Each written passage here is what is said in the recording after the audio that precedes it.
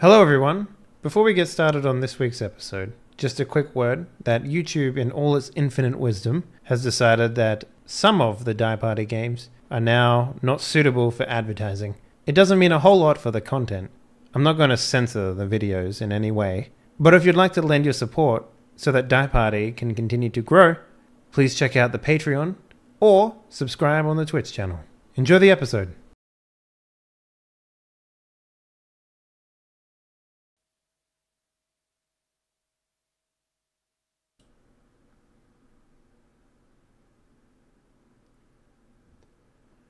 Hello, everyone. Welcome back to Die Party Abyss, a somewhat weekly role-playing experience into the Hollowworth Expedition system. God, it's been a hot minute since we played this game. I think coupled with just, people, just groups of two just not showing up sometimes during the week, and that was enough to keep us off air for, what, like 3 weeks, 4 weeks, a month? When was the last time we played? Like, middle December last year or something like that. I feel like Christmas had a little bit to do with that. Let's not put it all on the people who didn't or did show up.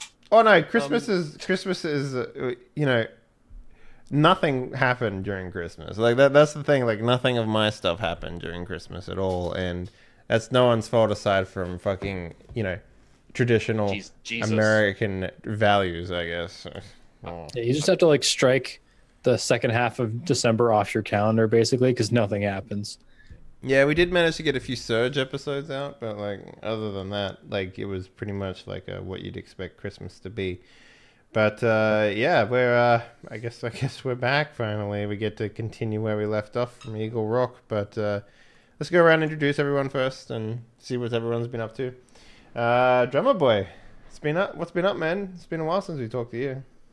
Yeah, Christmas went well.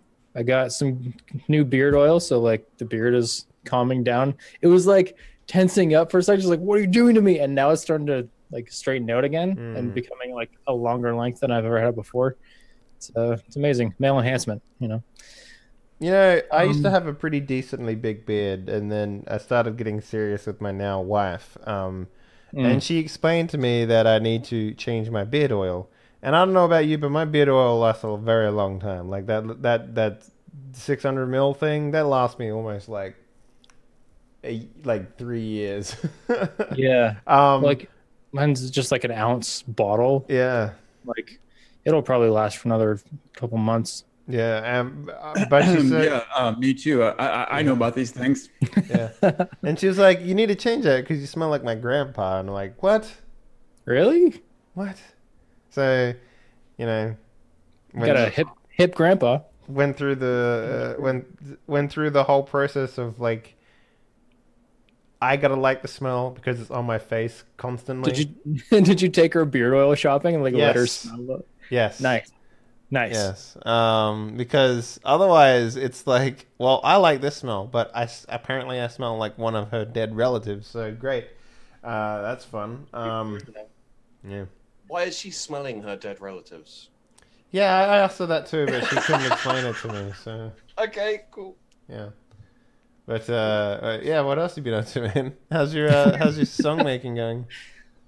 Good. I am 2 vocal tracks and 3 background tracks away from finishing this damn country album. You still doing that? Dude, yes. It's been 7 years since we played. How are you not done with this yet? It's holidays. Very little happens in the holidays. Oh, yeah. And then from New Year's Eve to about the 9th, I was sick. So that's fun. Coughing up some really cool stuff. Need colors, too. And, yeah. But then after that, after losing a week, we got right down to recording, and we're almost done, which is great, because then I can move away and never do country again. So... is it just to attempt to make yourself is it just to attempt to make yourself change your style of music or learn something new? Why are you pushing yourself to do country stuff? It's a local artist. So that's right. Yes. Yeah. Yeah. And it's I'm getting to the end, and it's gonna be a big paycheck, a couple months worth, because I'm gonna be okay. So That's half the reason. What are you going to do if it ends up being massively popular and everyone asks for you to do more country stuff? I'll be like, I did the massively popular thing. No. Nice. Well, basically. I just don't want to do country anymore. yeah, you'll be like the Taylor Swift of internet music. Yeah, or like the Post Malone of country. What they say. But like one cool thing, they're with this company in California that does like distribution and everything, so they can send their songs there and get it sold to an artist. So like the artists don't write their songs anymore; they just buy them from these people, and then they make them famous, and then they pay tens of thousands of dollars to do that. So they got a review, like a report card on one of our songs, and I got like 7s across the board on production, like 7 out of 10. Okay. So that's like a solid B- in my apartment. Just some like nobody kid in Canada. I was pretty happy with that. So Well, that's a neat part. maybe you do have a life as a pseudo country artist. Cyber country. Cyber country. Country. Neo post country. It's like the apocalypse, except for country music, which is very weirdly like hard to distinguish against anyway. But yeah, other than that, just music and trying to get some goals together for 2018. Like I want to finish my album first of all, and I'm going to seriously start going after game audio jobs. So. Game audio jobs. Well, good luck to you, man. As far as I can remember, those were like whenever I did the hiring experience in my time in gaming, it was like, okay, so we need a coder that knows all of this stuff, like all these languages, and they have to also be good at English. And I was like, When it comes to audio stuff, I can't imagine that being too different from that. Like, okay, he needs to be able to make all these types of music, and you know. It's actually a little bit less involved than that. Like you have to be able to, for small teams, you have to be able to do implementation, I think, as well. So like I've been learning the programs like WYs and Fmod to make myself more useful in that capacity. But that's all technical stuff that I'll learn probably in the line of fire anyway. So. Wow. Best of luck to you. Ignorant people hiring people for a position they don't know nothing about. Could be interesting. Yeah. But that's been me. Not too much different than regular, just being sick and then more music. All right. Well, Sheepdog. So, How you been? Are you wearing a Christmas shirt? What are you wearing there? What's that say? Oh, okay. it's a Pac-Man Christmas shirt. It's a little out of season, bro. I barely noticed it was Christmas, man. Throw it out. Throw it out. Yeah, just burn it. Get a new one next year. What have you been up to, Actually, man? Videos, dude. Videos. And a couple of YouTube live streams. Fun times. Oh, and I also started a video series on Twitch. Elaborate. I'm doing every couple of days or so, I release a RimWorld video on Twitch. Similar to my YouTube right. series. Yeah, you're doing the upload feature thing. Yeah. Yeah. I figured no one really seems to be doing that too much, especially for gaming. And I don't have the time to actually stick to a schedule on Twitch. So I was like, fuck it. Let's do a video series. And yeah, it seems to be all right, I guess. So yeah, I haven't really played any new games though. It's because there's nothing new coming out. Yeah, that is true. I can't remember if last time I was playing They Are Billions, but I did talk about it on the end of year. So. Yeah, no. I feel like everyone knows what that game is now. Dude, so. I was thinking about picking up that game and trying it out. I don't know. Oh, It's fun if you enjoy doing the same thing over and over again. I used to play StarCraft. I think it's probably similar. The variety is the unlock conditions in this game. So, keep that in mind, I guess. It's I've had fun with it, but aside from that, I've been playing World of Warships. What? Weirdly enough, Why? I don't know. Like I was just like, Isn't that the half stepchild of World of Tanks that they don't care about that much? Maybe I haven't really noticed locked in the basement feel from it. But... Okay. But it's all right. It's kind of fun. It's a easy arcadey dick about game. So yeah, I don't know. I had fun with it. Awesome. All right. Jordan, aka Nullspeak, what up? How you doing? Hey, I'm good. Slightly crazed. We announced our game early this year, so I'm in full-time psychosis, trying to arrange tests with friends and family, etc. So, are you in the process of doing like you're just announcing it right now, right? So, are you? I've never actually been in a team before where they get to the point where they have to make like an announcement trailer or anything like that. So, what's that process like? Do you have to like decide what you want to show and like how does that work exactly? Yeah, I mean it's maintaining gamer attention is bad voodoo. Like there's no proven formula for it, but yeah, you sort of minimally need to have a name decided on, a sort of landing website, a teaser trailer, and ideal case is like a Steam entry page or something like that, for people to sort of watch this space. Sometimes you'll pick like a rough quarter that the game's going to be out, so people can start backfilling from there, what to expect from you. In our case, it's combine all that with running ongoing multiplayer tests, because an ill-tested multiplayer game is a shit game. So we're doing small but continuous testing with people that we know, in tandem with trying to figure out how to get eyes onto it at the right time. So you're in the friends and family stage then? Yes, and streamers treated our strange little single player game, our previous game, very well compared to really anyone else. Like the only sales spikes that we saw correlated with like a Jim Sterling video or something like that. And so we're focusing on that more this time around, and you'll probably hear from me on that front at some point soon. Okay.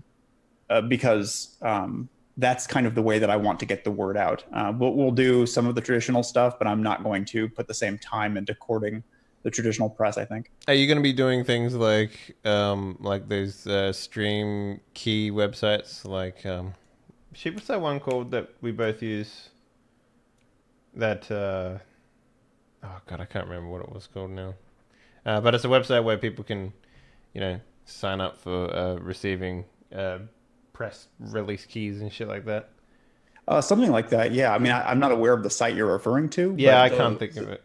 What was that? Some kind of... talking about? Yeah, the other one that we were talking about the other day. Keep Mailer?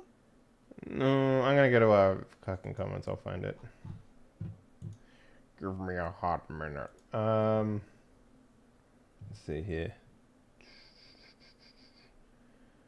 I receive keys from way too many places. Yeah, I'm getting to that point as well, but like, it's hard to tell when a game is good off that website, though. And that's the problem I'm finding. Yeah, we're starting with people who were actively kind to our last game or who we've met in the interim. But we will at some point start doling out keys on a larger scale, because again, with multiplayer, you need a certain critical mass of players attempting matches to get any real data. My suggestion, if you wanna keep the keys off those selling websites, is to keep a list of who you sent it to, and I don't know if you have a back end on Steam that allows you to see whether a key's been redeemed or not, but like keeping track of that sort of shit is like super important. I've seen way too many people fall down the hole of like, money well wasted because they had the best intentions to release it free for a weekend or something like that, and then just get complete shit on in the last couple of days, in the next few weeks. So that's good advice. I think we fell into that a little bit last time, and this time we're going to be a little more paranoid. Yeah, because if you don't do it, no one will, and people take advantage of it. I've been on both sides of that fence. So, yeah. Awesome. Well, I mean, how was your Christmas and stuff? Because I think the last time we talked to you was before then. So. Yeah, it was. I've been doing a thing to control my gaming time, which is basically maybe I've mentioned this before, so forgive me, this is retread, but I only play games that are either multiplayer or with another person in the room, and my friends are busy, and so that tends to box out the kinds of games that I would usually spend weeks on. Mm-hmm. And so over the holidays, though, I said, fuck that, and just finished Tyranny, finished Tides of Numenera. Tyranny, yeah. How was Tides? Because I mean, I've played the actual RPG, Numenera, but I haven't touched that game. It looks a little Baldur's Gate-y. Yeah, it is. On the one hand, I will give it points for being hugely original relative to the generic fantasy stuff that powers almost all other RPGs. There with a few exceptions, like the Shadowrun RPG that came out. But even Shadowrun has got orcs and elves and stuff. And Numenera is just willfully, gleefully batshit all the time. On the downside, your companions are basically all 600-page novels. Hey, you want to read me? Hey, you want to come on over here? Let me tell you about that. My first bath as a child. You want to hear about my D&D character, that game? Yes. And the thing is, most of the time I do. But if a game is testing my limits, it means it is text heavy. Anyway, I could go on and on, but that would not be in the spirit of this critique. Yeah, my limitation for those sorts of games is at least the main story voiced. Because if it's not, then I don't want to play it, because otherwise I'll sit there and fucking read it out to everyone while I'm streaming, and that's yeah, I don't think it's a good streaming game. No.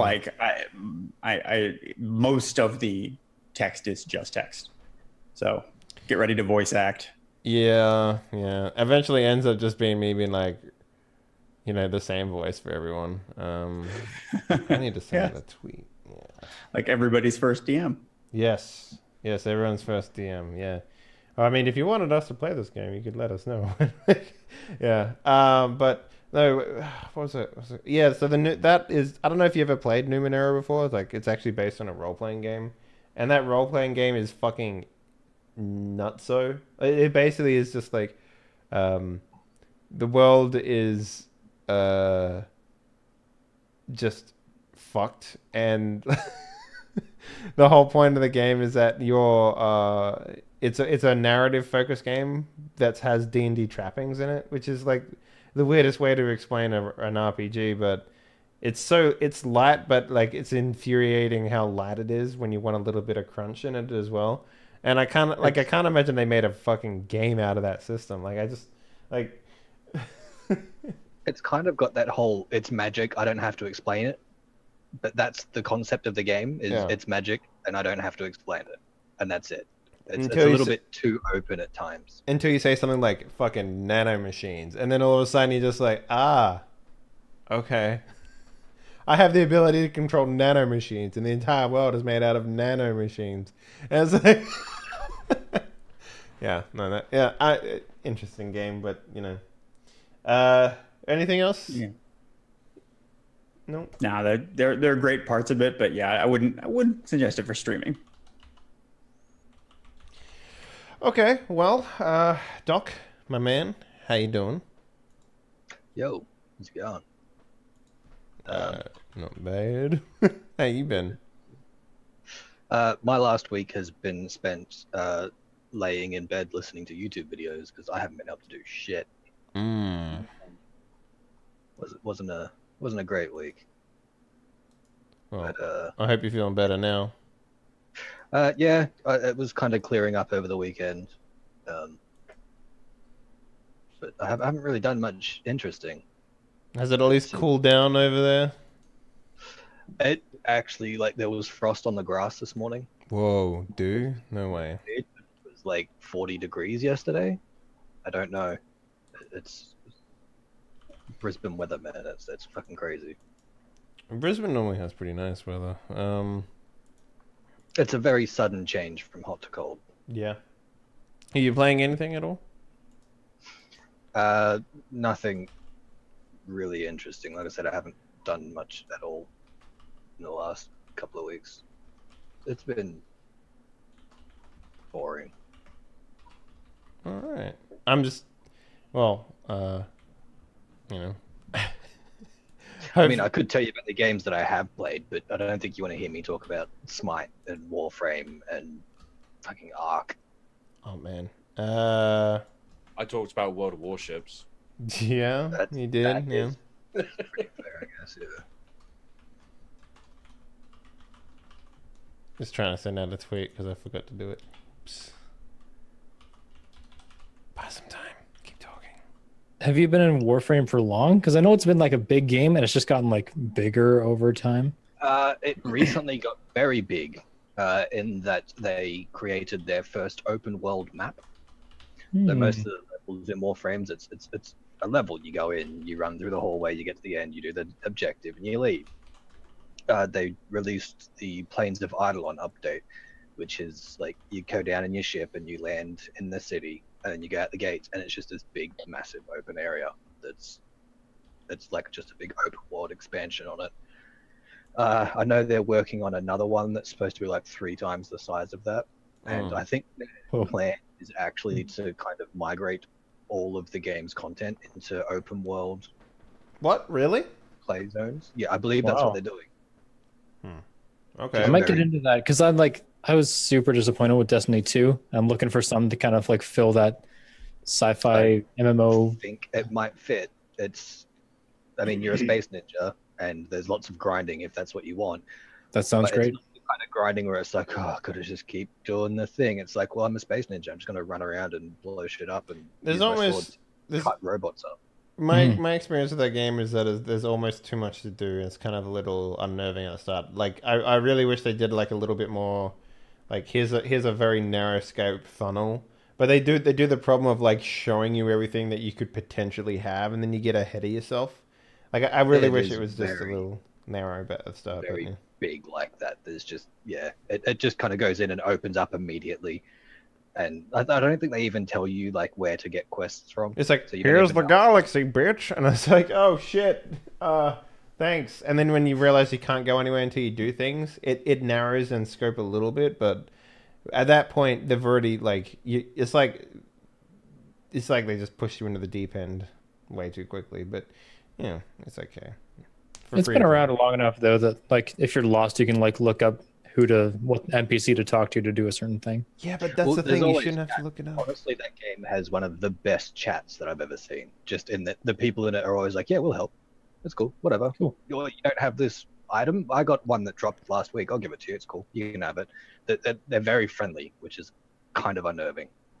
It also looks like garbage. Like I don't know what it is, but like it has it's like down res or something. Never seen anybody else complain about it. Yeah, I don't know. It looked weird. I also have a 4K monitor, so it's like really interesting problems that only I could potentially have in the entire world. And it's like I can literally see every pixel. Okay, cool, thanks. I mean, when did it originally come out? Like 2002? No, 2012, something like that. Yeah, something like that. It's fucking fairly old. Warframe First World Problems Edition. Oh, I won't play on my 4K 144 hertz G-Sync monitor. I mean, like, do you want me to go back to average 44 average hertz monitors? I can't go back to that 60 hertz club. It's got a couple CRTs. There you go. Yeah. Okay, well, Graham, How you doing, man? How's your hand? Is it healed or what's the deal there? All healed over. Wow. You weren't Jesus for very long. No, I mean it healed really quickly. Yeah. Well, what have you been up to, man? I saw a picture of you at your I guess your school is the only way I can. Jesus, come on, phone, turn off.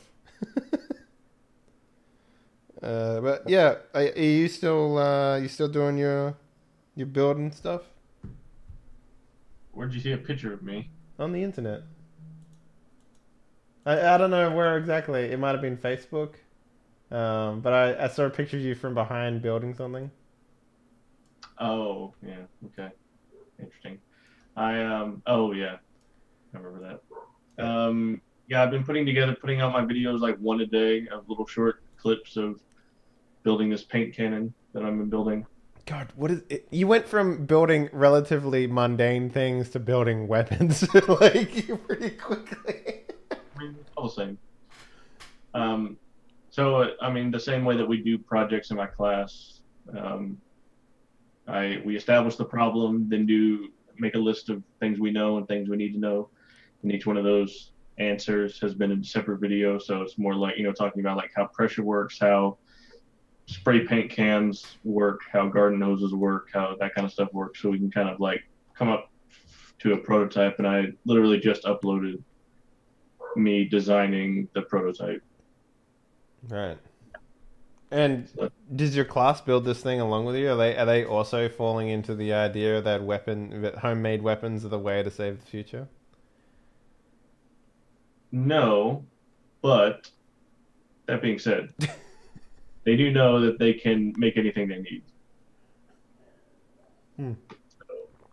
Well, I know where I'm going in the zombie apocalypse. Graham's house. Yep. Yeah. He'll be the one on the street with like flamethrowers like across his front lawn. If anything goes down, I'm going to my classroom because it's basically a concrete box with no windows and one way in, one way out. Is that really what you want in a zombie apocalypse, though? You need at least two ways out. Yeah, I'd want really. the one main way in and out, and one that's kind of hidden in back. No, you need like one that's like elevated where they can't like stupid zombies can't get to. Like you need that exit. That's the exit you want. Graham has already beaten their billions IRL. So I've thought about I mean, I bet I could make a escape hatch in the roof, but only once. Only once, yeah. Turn that skylight into a temporary exit. That's it. Awesome. Well, shit. It's been a hot while since we played this game. But does anyone here have any particular purchases they want to make with the experience? Do I? I don't know. Do you? Well, that's what I'm asking. I do not. I have 5 XP.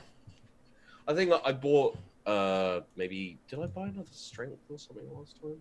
Yeah, I know you guys bought here's the thing, we had a break before we played the last episode, and then we did all this stuff again. We were like, oh man, it's been a while. Any experience purchases, and then so I put all my experience into Bitcoin, and now I owe experience. Oh, right. Okay. Well, I mean, that's. I know there's something I wanted to buy, and I've been saving XP for, but I don't know what it is. I'm sure I'll figure it out. I think it might have been a talent or something like that. I'm just trying to pull up the book now. Oh, you were gonna do the one you don't die very easily. That was me. I was gonna do. Oh, that was you. I can't remember what it was I was going for. I assume you wanted to improve your ridiculous shooting a bit more. Yeah, you mentioned something about you did mention something about wanting to shoot better, if I remember correctly, because you couldn't kill that the rock that we fought in one shot. Yeah. Yeah, most things die in one shot, but yeah. Mm-hmm.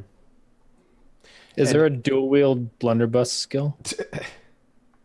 I can't remember how the dual wielding is in this game. That keeps coming up. I should really look that up. But yeah. Well, last time we played, then if no one wants to make any purchases, basically a team of gentlemen explorers, persuaded a small team of natives to help them climb up, or lead them to Eagle Rock, which they were very eager to do after demonstrating with their hands the existence of Amazonian women who live at the top of this rock. You guys made your way up, only to find that the camp had been infested with relatively experienced Nazi soldiers. Not like the bumbling ones that you met earlier, but they were wearing, camouflage. They seemed to be well trained. They worked in groups, and you guys were met with a relatively difficult force of Nazis, which you did eventually dispatch, at the expense of Jordan taking one too many Nazi bullets into his body. And that's where we sort of leave you guys off and come back in. One of the savages you had a group of 6 savages, including Biscus, who is your, I guess, savage companion. There are 5 of them left now, including him, and one Nazi ran back inside because you guys remember you came to a plateau at the top of the of Eagle Rock.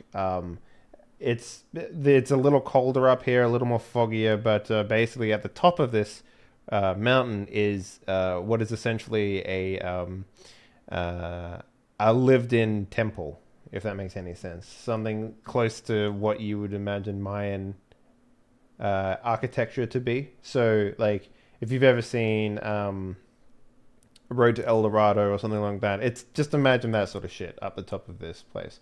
And the place is sort of littered with a few Nazi bodies, but not so many, aside from the ones that you guys dispatched, which I believe was numbering in the 9. Yeah, you killed 9 Nazis last time. But the natives, the Amazonian women who, are all like, stereotypically bare-chested and very sort of well built warrior women. They drink a lot of milk. Yeah, they drink a lot of milk.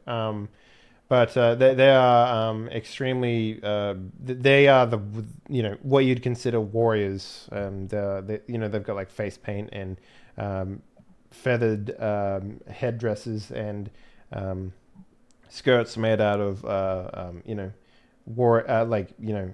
skins of animals and stuff like that. So they look well, like they met the force with force, but were outgunned by literally automatic weapons. So there's quite a number of dead Amazonian women. Their skin color is of all sorts as well. It's not like one. It's not like they're like an olive color or a dark brown color. There's also Caucasian Amazonian women here as well. But at the top of the plateau, it's kind of like the Nazis brought up like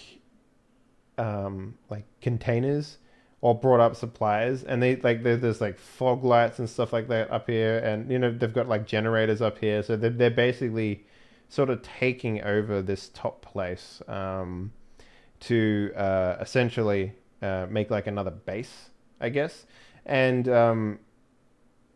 probably the main reason for that is because this is sort of the tallest mountain in the area, and you can see quite a distance in all directions from the top of this place as well. So with that armed with that knowledge, what's the next step for you guys? I run up. Yes, welcome back. You caught up with the crew. Solomon, Jesus Christ, you're here.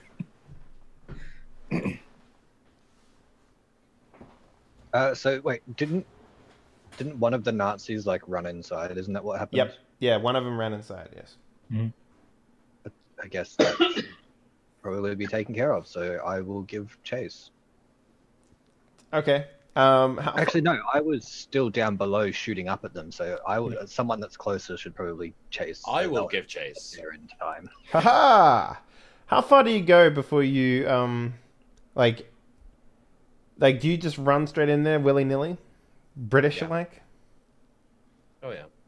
Sword pulled out, like screaming above your head. Sword and pistol. Just arms waving, trying to seem bigger than you actually are. Oh, I'm never need to seem bigger than I actually am. Okay. I watch him go, bleeding profuse, and I'm like, oh, so it's more of that then, is it? Is he just... I just look over to Imago. I'm just like shaking my head, covered in my own blood this time. Mm-hmm. Like, I don't believe it. Yeah, actually, before we get started, let's get a wound count from everyone. Like, where's everyone at in terms of like damage extremities? I have 3 lethal wounds. Out of what? 6, 6, 7, 9. 9? Okay. I'm at 5. 5 lethal out of 6. Ooh, okay. What about 3 you? lethal, 2 non-lethal. Out of 4, 5? 5 total health. Ooh, ouch. Yeah, you're pretty worse for wear. I roll up my sleeve and get in here. Yeah. Yeah, with your mouth just like grab it and roll it up. Yeah, you have one arm. Yeah, I was like, oh, yeah, let me sleep. Yeah. Are we currently under duress, or can we form like a sick line? There is a chance of there being more combat ahead, especially with Charles running in there, all British like.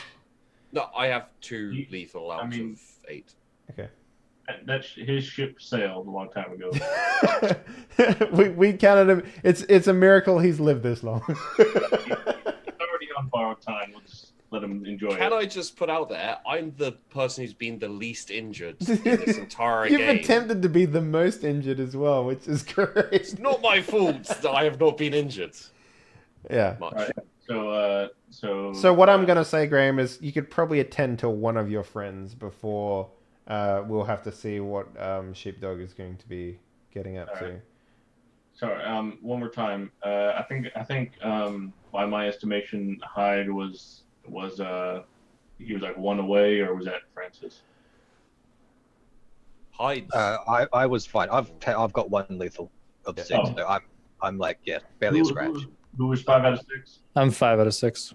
And Gideon, you're... I have 2. I think I have 2 non-lethal and 3 lethal. So I'm not really sure what that means exactly, but I think it means that if I get hit 2 more times, I go unconscious and start bleeding out again. I think enough Or time just has get hit. passed where we can sort of remove the non-lethal. Like in my experience, the non-lethal is pretty much represents like temporary damage for a scene, and we can conclude that scene is over. So if you have catch your breath out of non-lethal it's kind of like getting winded sort of thing, like makes it like harder for you. Like, so for example, getting hit with a non-lethal again would turn that into a lethal. It would make a wound out of something that wasn't a wound. But since the scene is effectively, a new scene now, we can conclude that any non-lethal damage that everyone has would be, effectively healed. Like, you take a moment to catch your breath, you have a drink of water, you rub pull the some dirt bullets in it. out. Yeah. So that means Francis is actually the worst off, right? Yeah. So I'm gonna sit Francis down, and I'm going to like quickly one-handed, one arm suture this huge gash in his head, and I'm going to use some mysterious native paste that I got from the village. Mm-hmm. To fix this ocular wound that he has, and his eye is like red and nearly coming out of his head. So here's a check for you, okay? Nice. So what is your difficult? Sorry, hang on. You're 5 out of 6 in terms of lethal. Mm-hmm. So you'd have -5 dice to this, Graham, because that's how many wounds you're attempting to heal. What does that mean? well, when you roll your dice pool, you'll be rolling at -5 because of how wounded he is. So basically, the wound comes from the difficulty comes from what type of wound you're trying to fix. Give me a second here. You'll have to excuse us, guys. It's been a hot minute since we played this game, so I do have a cheat sheet that I wrote, so I'm gonna try and read that real quick. In the meantime, I'll turn to Hyde and be like, they should all have grenades on their bodies. We should take them. That's right. Yes. In terms of what the Nazis had on them, I'll just give you a quick overview so you guys can grab some stuff. They had a MP38, which is, I believe, the gun that you had, Gideon. So you can, effectively find additional ammunition as much as you want to carry. One or two of them will have a Luger, and they each have a single grenade on them. One of them will have a shotgun as well, like a 20 gauge shotgun. But yeah, each of them has a single grenade. It's the ones that have the MP38s, some of them will have rifle grenades on them as well. As I observe Solomon about his work with Francis, I say, I saved an arm for you, Dejarius. And I point to the guy who I tranquilized. And I say, or you can wait a few minutes and take mine. And I'm just kind of... I'll say, unknowing about the mechanics of the system, I'll say that you're next, even though we may not get there. Mm-hmm. I'm gonna lean Francis up against a tree. While he said that to like get the stuff, like mid sentence, I'm like handily dragging him over to a tree to lean him up against a tree by his chest so I can kick his shoulder back into place. Mm-hmm, mm-hmm. What's the difficulty that I put in here? I'm trying to find that out real quick. I'm sorry. Just keep, making small talk here, and I'll get it for you in just a second. I will, because I am technically still able to move and stuff, and the non-lethal is gone, so I'm feeling a little better. I'm going to cuff the guy who I tranquilized, because if there is time, I'm going to give him his friggin' arm. Mm-hmm. Yeah, no, that's fair. Let's see here. I reset Francis's fingers back into place where they belong. All right, so you're specifically doing first aid, yeah? You make a medicine roll to treat wounded characters. Each success rolls 1 hit point of non-lethal damage, or converts a point of lethal damage into non-lethal. Okay. So maybe people don't lose non-lethal. But I'm willing to keep that up because, whatever, it's pulp. Who cares? It's not that big of a deal. Takes 1 minute to perform, must be administered within an hour after injury. Okay. All right. Just out of frame, you can see the guy who's holding the sticks of celery and breaking them as as Solomon's like putting my fingers and arms back in their sockets. Yep. So what is the so if you take you've got 5 wounds, yeah, so okay, so you haven't, no one's gone under 0, yeah? Okay, so you're not taking, so Graham, you don't have any negative penalties on this. You'd only ever had negative penalties if you're trying to, if someone's under 0 and they have the wound penalties, that's when you would have penalties to heal them. So I just had to double check that, but yeah. So go ahead and make a this would be I guess it's difficulty 5, right? Because it's just normal rolls at that. Oh yeah, no, you got that. So you can. And all of my successes heal lethal wounds. Remember? Yeah. So I'm great.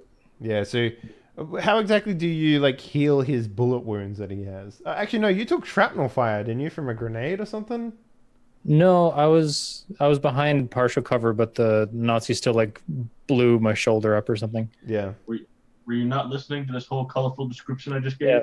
No, I was, but like you effectively 100% heal him, right? So, You don't have the budget for that anyway, so it's like it's off screen with the crunching noises and screaming, and then I come back just fine. oh, okay, yeah. Maybe Yeah. you've got like a bandage wrapped around your head or something. Dragging him around with Yeah, with like Throwing coffee stains on it because it just doesn't look like blood at all. You still got the old canvas, I guess, too. So like Mhm. yeah, unlimited canvas until you effectively don't need it for plot reasons anymore, right? So, yeah. Okay, cool. So Enough canvas to make each of us a wingsuit to fly off this damn mountain. I did have to shave half of his head, so it was just this half. nice. Well, okay. So, Sheepdog, aka Charles, you're running into this. You're chasing a single Nazi down a hallway. Have you seen that? Have you seen Star Wars before? You know the Han Solo. Before you said Star Wars, I was like, it's gonna be that scene in Star Wars where Han Solo's like, and then he runs backwards, and there's like 50 of them. Yeah. Well, it's not so much like that, but okay. So the way I would describe this is, there is you run into a room, chasing a Nazi soldier. The Nazi soldier's like, sir, and you run into the back of him, sort of thing.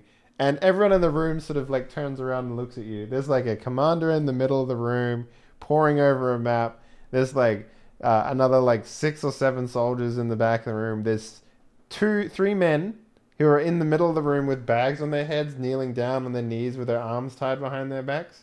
And they all just sort of like turn and look at you. They're not like, their guns aren't like pointed at you or anything like that. So you have a moment to like fall back. There's also Think about what you're going to do. yeah, Gentlemen, have you seen any Good Nazis? Just be careful. Question: when the person said "sir," was it intentionally in a British accent, or was that trying to be like a German accent? I don't know. Give me a minute to get back to German. All right, Jesus Christ. Okay, no, I was legitimately wondering because it did sound like a British, like "sir." I'm also gonna retroactively add here that there's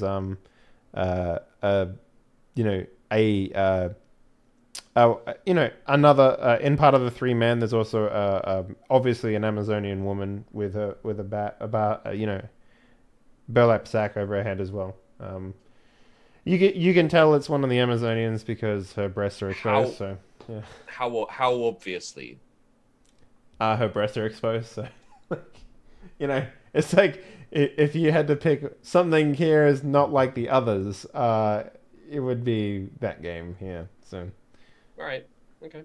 Mm-hmm. So we have. I chase the dude into a room. Yeah. You basically bowl him over, right? Like he stops to do a salute, and you just run into the back of him, Okay. and he falls over. Comically, it's just one of those scenes. You have like a hot minute to do something if you want to run out again, or what's the deal? So we have prisoners on the ground. Yep. Bowled over Nazi soldier on the ground. Yep.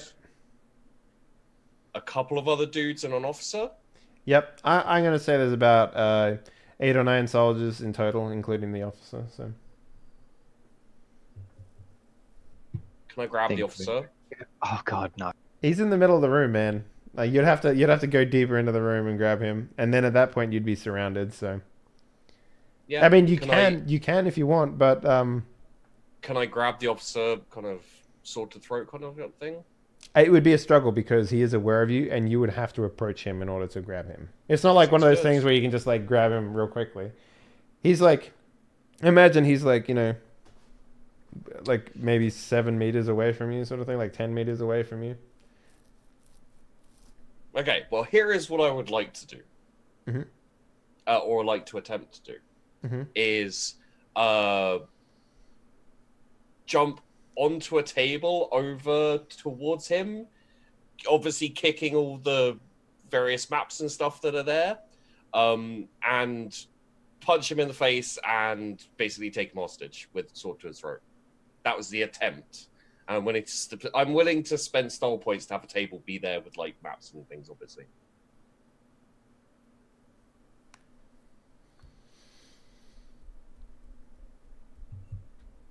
Okay, I'm willing to have this happen. Outside of the fact that, yeah, okay. How many style points you got? Because this is going to be like 3 style points in order for you I to have quite a few style points. Yeah, okay. So I have 3 style points. Okay. So basically, what you see in front of you is like a field, operating base, basically. Like this temple that you've ran into. It's kind of religious in nature, you know. Okay. So imagine like you've got like a some sort of offering table in the middle that they've retroactively like put a bunch of like really big maps on there so they can do like a planned strategy of the region and that sort of stuff. And on the table in front of you, there's like, supplies, there's, additional papers and, basically just like military HQ bullshit that you'd imagine to be there. These tables are like, the temporary plastic ones that people can bring in with them, sort of thing. So you basically jump over this table, you leap over it, and you attempt to go grab the man. Now, I say attempt as in you will need to attempt to grab the man. I'm not going to just give you the ability to do so. I mean, it was 3 style points, but okay. Yeah, well, I mean, you've effectively... Those set the scene. Now you've got to play it out. Yeah. Yeah, absolutely. Yeah. So we're gonna... This is going to be a... the grappling in this game, if I remember correctly, is versus. It's brawl, right? Let's take a look here. Grapple. Make a brawl touch attack. See touch attacks 1, 2, 6. Okay. I think it's better. Like touch attacks is actually like super easy against okay, touch attack. Sometimes okay. Okay. You do not use a character's passive defense rating for a defense roll.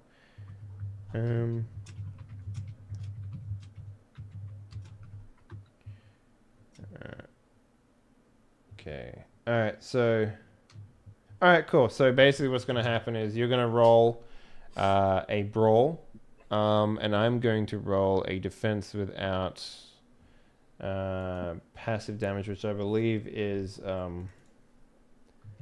so without the body. So he just gets his dexterity. And I can't do like an all-out, I can't use a move. Or grapple right? is a maneuver. So you are is a maneuver. Okay. You are using the grapple maneuver essentially. So, yeah. All right, that's not bad. So this is -3,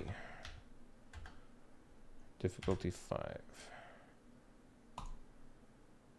All right, yeah. So you managed to grab this man. You have your I guess your cane sword, sort of underneath his neck, right? Yeah, absolutely. So, okay. Do you say anything right now? So effectively, what you've done is there's no safe place to put your back to, if that makes any sense, right? So if you want to stay vigilant, you're going to have to keep turning him around all the time to make sure that everyone sees that you're serious about what's going on here. Okay. But the moment you grab him, you effectively use your surprise attack round to do exactly that, and you hear the distinct sound of Hollywood pulling up SMGs and getting them ready to fire. And the Nazi officer is just like, "Hold your fire! Don't fire! I assume you are British." What makes you say that? The way you act, mostly. Ouch. Got him. And the fact that you... Because you managed to kick everything off the table except the tea. And we slide back to the other party. Graham, you finished your... sorry, not Graham. Solomon, you finished your medical examination of Mr. Jackson. Mr. Jackson, you're feeling pretty good, all things considered.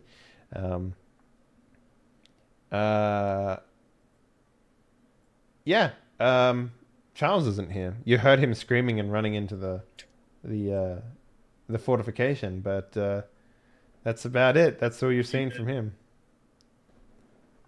I guess I'll go to try and heal Gideon while we're here.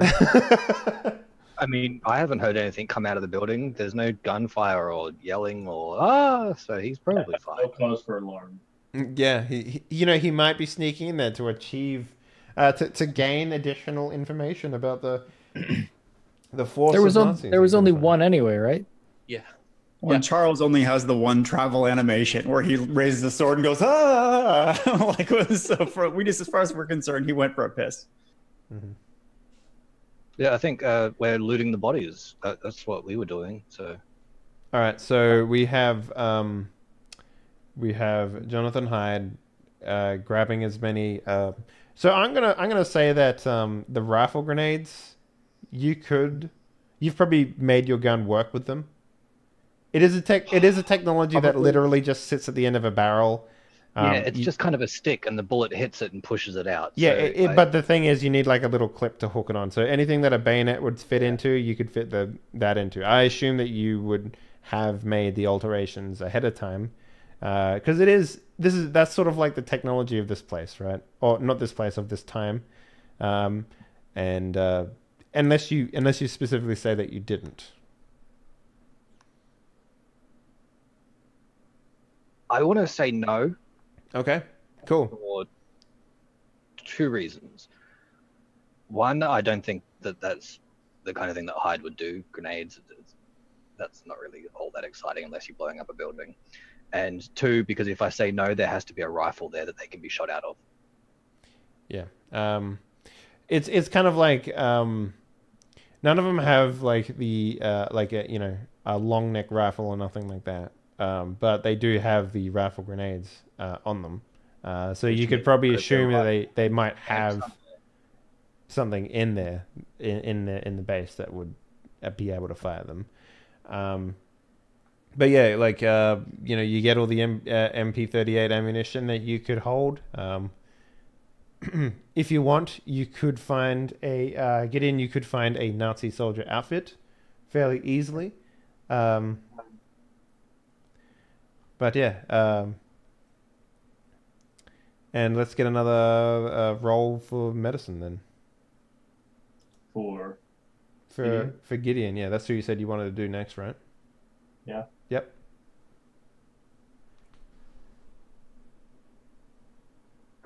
All right, 4. No, I think that's everything, right? You only had 3. Oh yeah, I just say, as ever, you are the indispensable man, and sit up and start peeling off some Nazi uniform. Yeah, so much like previously, Gideon's character is probably the one that doesn't heal the best out of everyone in the party. Like Jackson or Francis, you sort of like with a little bit of like effective treatment, your wounds pretty much heal up, like, and they start to knit together pretty well. I think more than anything, like a medical first aid from Solomon effectively speeds up that process to like the nth degree. But with you, Gideon, it is effectively like you've put a stopper on. The wounds are still going to be there. You're going to have scars effectively. So, you took a wound to the head, right? You got shot in the head last time. Yeah, it like opened up the scalp, didn't go into the bone, but exposed it.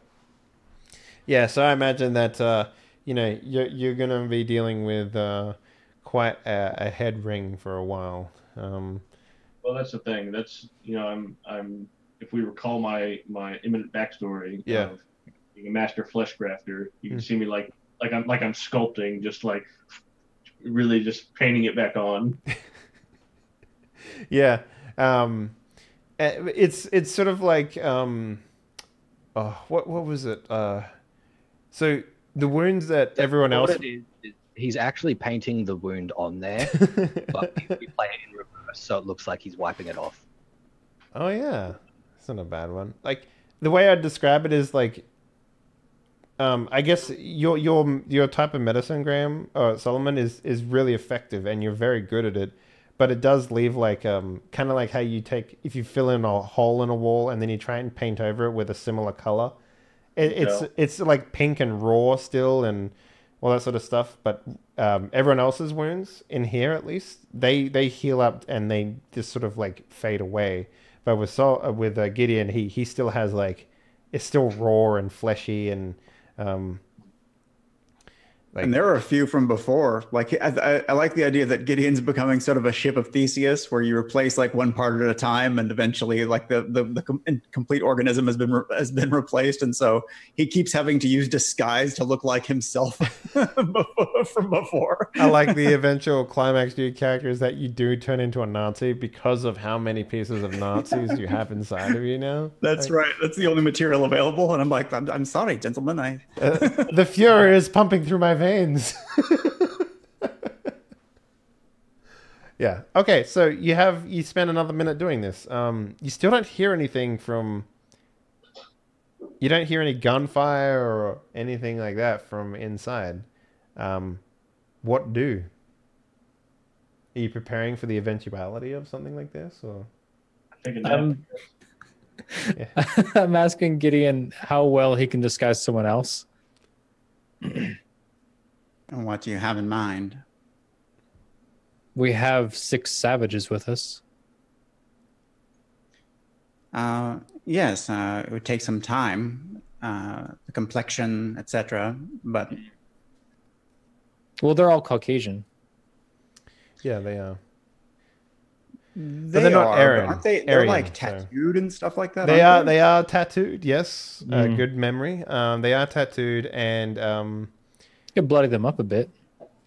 Not like real blood, but like enough to cover or obscure. Well, real blood, just not their blood. Yeah, yeah. So these are the stereotypical Nazis as well, like blonde hair, blue eyes, fair complexion, sort of thing. So they would probably pass without too much scrutiny. Like if you put a helmet on any of you, I guess, and a uniform, you probably would pass without too much scrutiny. But if you're trying to go like deep dive disguises here, they're also filled with bullet holes. It's worth pointing out too, and blood. So like you would only get as far as say, walking in there and being like, oh, we survived and killed them all. Like that's about as far as you would get. Or we could disguise us as Nazis and we would capture the savages. That's true. You would do the Wookiee. Ooh, captive Wookiee. Captive Wookiee. Mm-hmm. Yeah. Captive Wookiee. It worked once. Yeah. So what's the deal here? Do you guys want to have any sort of affirmative action, or? I don't think I'll pass for Nazi. Yeah, he doesn't have an arm.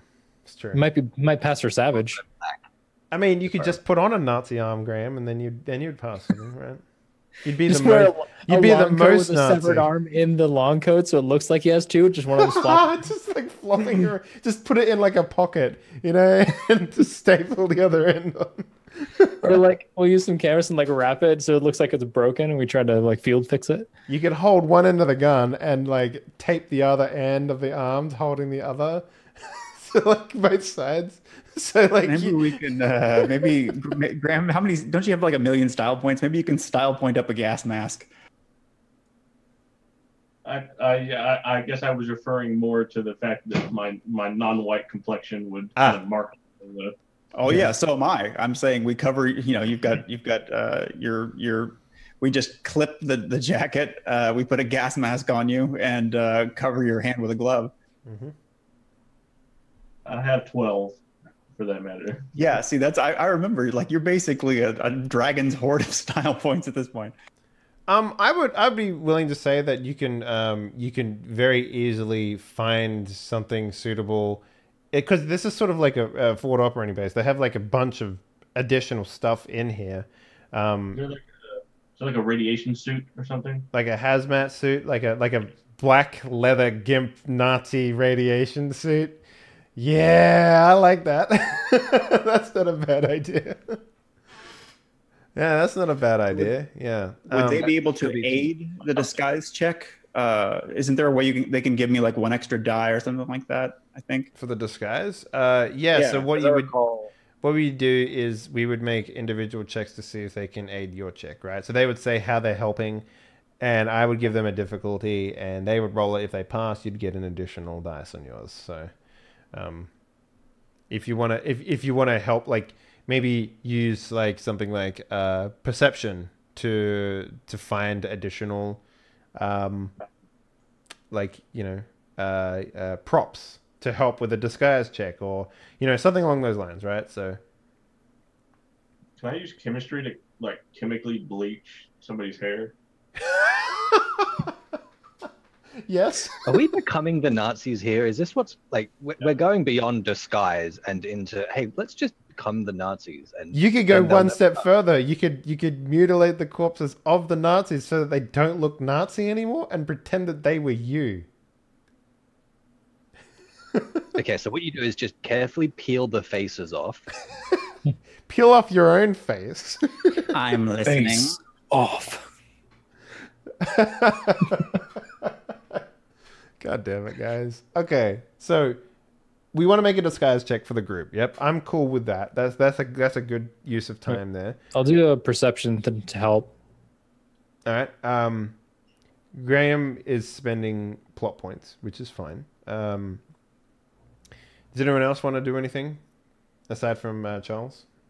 I guess you said there were crates, right? Like the Nazis had brought supplies. Yeah, no, so basically, like, if you tell me that something exists and you have enough plot points for it, we can make it happen. So, I mean, I was just going to be like digging through crates while they're doing their thing, because I don't think there's much that Hyde could do to really help. So it gives him something to be doing in the background. He's looting. Maybe he finds like an MRE or something, starts eating. Yep. No, there would be like anything generic you could find here. So if you're looking for ammunition, stuff Charles like is helping by not being there. Like if you tell me that you want to find like a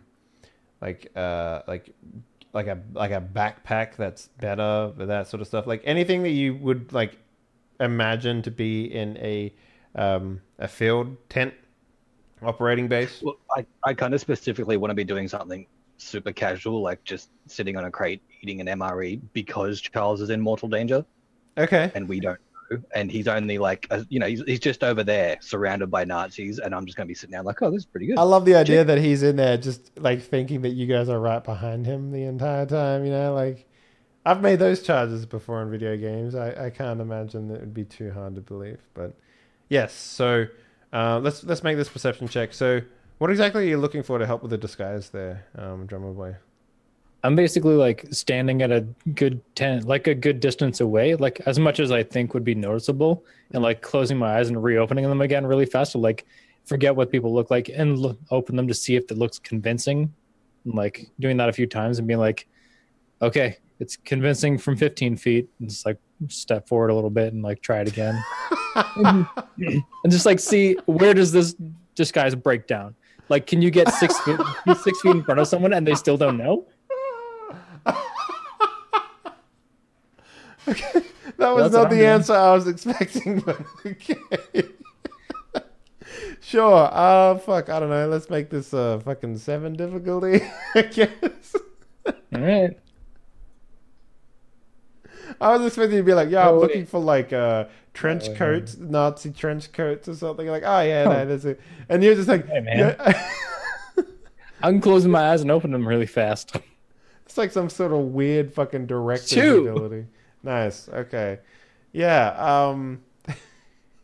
So with the assisting help of Francis Jackson, your disguise roll is, the alterations made post disguise is enough to like give you an extra dice for the first roll that you make for the disguise. So this is for the group. Now I'm gonna give Graham a plot point here because the fact of his arm being a factor in this is definitely going to add to the difficulty. So we're gonna make this an 8. There, Gideon, and this is for the group. So we're also going to put in a. We're going to make it an 8, and for every person in this group, we're also going to put a. What are you rolling? Because I was going to say we're also going to, for every person aside from yourself, so 3. We're going to make it. You lose 3 dice, so -3 on top of that with a difficulty 8. But yeah. Well, I'm rolling stealth disguise, which I'm specialized in. Yep. So okay. Well, I still think that's a fairly, because you were doing it for the entire group. So I think that's appropriate. So -3, difficulty 8, and if you pass, then everyone is effectively disguised. Okay, -3, but then it'd be just -2, right? Or did you already count the one from Francis? Oh yeah. So yeah, -2. Yeah. Okay. Difficulty 8. Dang. All right. This may not go super well. You only need 1 success, so you know. Are you specialized? So, specialized. Yeah, there you go. Nice. Okay, cool. Yeah. Francis is walking towards me going like, well, right about here it looks like bullshit. Maybe a stand back there to Jarius. Yeah. Yeah, so you guys have adorned Nazi stuff. So as part of this doc, I don't think you're going to be able to bring your weapons to make a disguise work. Or do you have a way of like hiding your weapons with you somehow? Like maybe wrap them in a cloth, or like, you know, something to make them less like, I walk in there with a blunderbuss on my back. You know, like, yeah, they're pretty bulky. Like they're not something give them to a savage. I think we can't really bring the prisoners in while they're holding fucking firearms. I have an idea. Put your gun in my armhole. Oh my god, that's amazing! Holy shit! Okay, it's megagram. Megagram. But we need one more thing then. We need a piece of string going from the trigger up the sleeve, down the other sleeve, so you can just like jerk your arm forwards and make it fire. Probably jury rig that. I love it. This is amazing. I'll spin style points. I got them. No, yeah. Absolutely. I would say for 1 style point, you can jury rig it so that, you know, effectively it's put a grenade in the blunderbuss with like a stopper. So I would say that what's going to happen, like, you got this long sleeve, right? You've tied the end of the like, you've got a rope, and you tie it around, like, the wrist of the sleeve to hold the blunderbuss in place. You've got a piece of string that that can lift the blunderbuss up, the sleeve up, right? And then you've got another string that can pull the trigger. So effectively, you can work your arm so that it goes up and down. Oops, sorry about that. And you can also pull the trigger with your other arm. God damn it, that is so dumb. I love it. Oh, it's like the string for controlling the arm, but then the other string that's attached to the trigger is like a small little thing that's easily accessible by tooth. Just like yeah, perfect. I like it. Yeah. Oh my god. God damn it, guys. So we lost a native, right? Yes, one of them died. Yeah, and they had spears, correct? They did have spears, yes, and they refused that. This is going to be like there would need to be made a leadership check or something here to convince these natives to give up their weapons, basically, because they're warriors. You know, they're not going to walk into a thing without their weapons. And if you try and accost them in the wrong way, they're going to probably think that you're, you know, not within their best interest, essentially, or like a charm. It'd probably be more like a charm, or like I would accept intimidation, leadership, or charm or persuasion. I guess I would have to talk to Biscus about this. Not bureaucracy. Well, yeah, bureaucracy, maybe. Going for was that I would carry the spears and have my rifle in with it as if these are the confiscated weapons. That way I'd be able to keep my rifle with me at least. Yeah, if but not. this is more like a Imagine you were one of these tribesmen, and these white fellas were like taking, or I guess multicultural strangers, foreigners were taking away your stuff, and telling you to like essentially arresting you, right? Like you're not privy to what they're doing, but these guys want you to. They essentially what it looks like to them is they're putting on their clothes and they're making you into a bargaining chip. Right, so that's what it looks like to them, and it's going to take a little bit of convincing to have them go along with the plan. Which is why I think I should talk to Biscus, because Biscus is kind of their leader at this point. He probably has more rapport than we do. Well, I wouldn't. It's not necessarily like I don't think there's any chain of command, but I think that he is one of them, and if you can convince him, he can potentially convince the others as well. But he's the one that's more likely to trust you. Yeah. Mm-hmm. So what would you like to do? Effectively, this will come down to one roll, and depending on how you say you do it, I'll give you a different difficulty here. So, I say to you, every culture has a trickster myth. See if you can figure out what his is. Use that. Clever, like the trickster gods. I like it. That's good. Can I make my... We've been doing like a linguistics translation to see how good I am at the language. Could we do that for this episode right now? Not right now. No, because that would require time, I guess. And if I remember correctly, you can have like a basic conversation with this guy, right?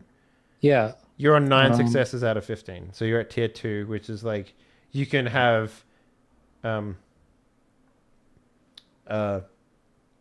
can have a fluent conversation with this man.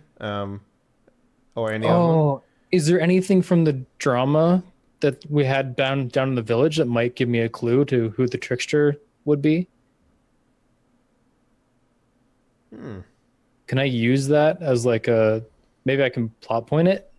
Yeah, like I would accept plot point for that 100%. That's 100%, absolutely. Okay. So for 2 plot points, you can effectively make up their trickster god, and you can come up with like how it's appropriate for you right now. So yeah, we'll not exactly make it up, but like infer it from the myth that they already know. That's what I'm saying. Like you as a player can tell me what is. Oh, okay. Yeah, so you know what I mean. Yeah, you can effectively do what the plot points are designed in this game to do, which is effectively give you negotiating powers in by referencing their religion that you don't know anything about, but the player does.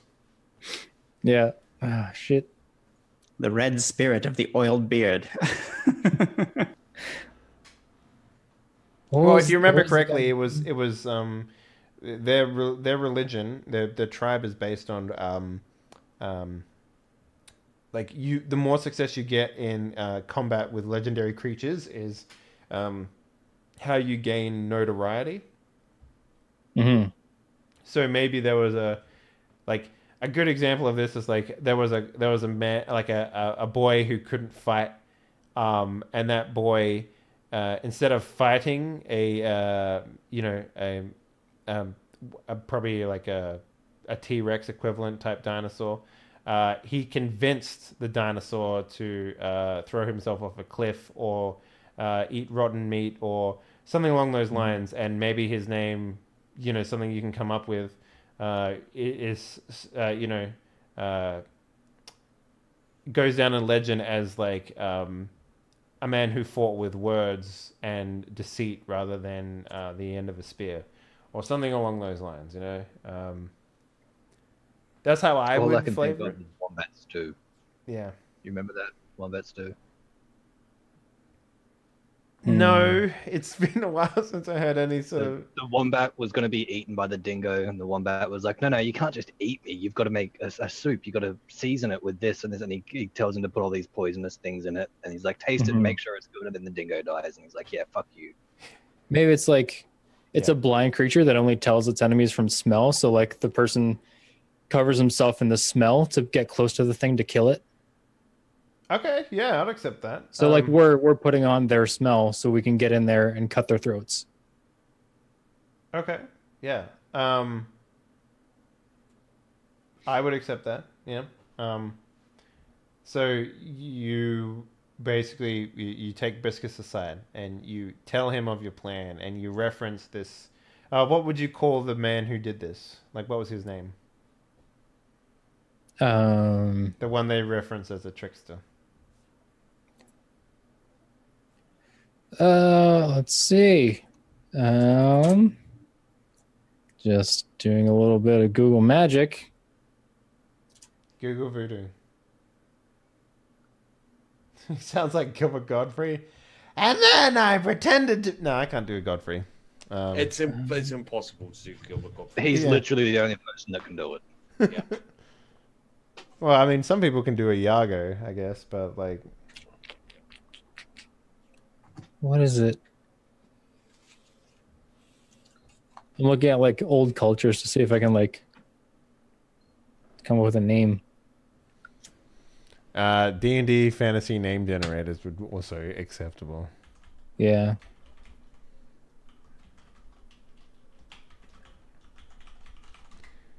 Let's go with like Mama Pacha. So it's like actually a woman who did it. Interesting. Like one like the famous women warriors of probably that don't exist too much. Like the Amazonians are probably part of that, but Mama Pacha. Yeah, Okay. tricksters are often of two worlds. That actually works pretty well. Like if it was some woman who went back and forth and fooled both tribes, like that's trickster classic. Well, I mean, the only women you really saw in the lower tribe, like one that wasn't on Eagle Rock, was essentially, sort of the I guess in town workers, like the healers and stuff like that. But a lot of the warriors were male, so maybe What if their trickster was a Mulan-like figure who actually pretended to be a guy? That's the other thing. Or you could do the Saving Private Ryan thing where she was sick of her sons being killed and by this creature, and she enough was enough, and she went out and dispatched of it herself. Sorry. We don't need to like create the entire backstory of the legend. It's just like this is what happened. Yeah, but this is what we're doing. This is the good stuff of role playing games, Like you can come up with that sort of shit. So, yeah. Yeah, let's do like the avenging her son or whatever. What was that, John? Sorry. Oh, I said we're getting a little fate in our Hollow Earth, like that sort of like mutually spun setting stuff. Yeah. Okay, so you explain this. You reference Mama Pacha, and he nods like, I understand. Yeah, and like I've already gone through like the whole disguise thing. So it's like whatever. Like we already smell like them. We just need to go in. Okay, so I'm gonna say this is it's less of a check for you because you can he agrees to this, but he wants you to explain that to everyone else as well, and he will hype man you up, I guess, essentially, right? So this role is going to be to convince the other natives. He's like beatboxing and doing the repeats on the ends of lines. Yeah, he's like, yo. Yeah. So what we're going to do. This will be a 6 difficulty check on your. Do you have like orator or persuasion or something like that? Orator, please. That's not. I have linguistics translation is like. Okay. Do you have any social skills though? Because that's more of like a bookkeeping thing more than anything. Not really, and I have terrible charisma. I would love to assist him. I have a pretty high charisma and a pretty high performance. Like I could actually act out the sort of changing of skins as he's describing this plan. Yep, and the other thing is too, like you could effectively like narrate this. We can use your role and have a +1 from Francis helping you effectively, right? By translating, just act like translated to your plan. Yeah. So I'd do straight performance then. Yeah, so straight performance, difficulty 6 with a +1, I guess. So one thing every culture understands is interpretive dance. yeah, it's true. It's true. You said difficulty 6, right? Yeah, difficulty 6. Yeah. All right. So Here we go, beatboxing, etc. Yeah, no, you fucking nail it. With 4 successes, I mean, you have the rapt attention of everyone here. So what was the plan? You wanted to take the spears with you, Hyde? Yeah, so I'm gonna like bundle up the spears and do the Amazon women have like bows and stuff? Like I don't know why. Yes, they do. Yeah, they do. Mm-hmm. So like grab some of those And kind these of are bundle these them are up like with my, yeah, these they're like bows. those big massive bows, right?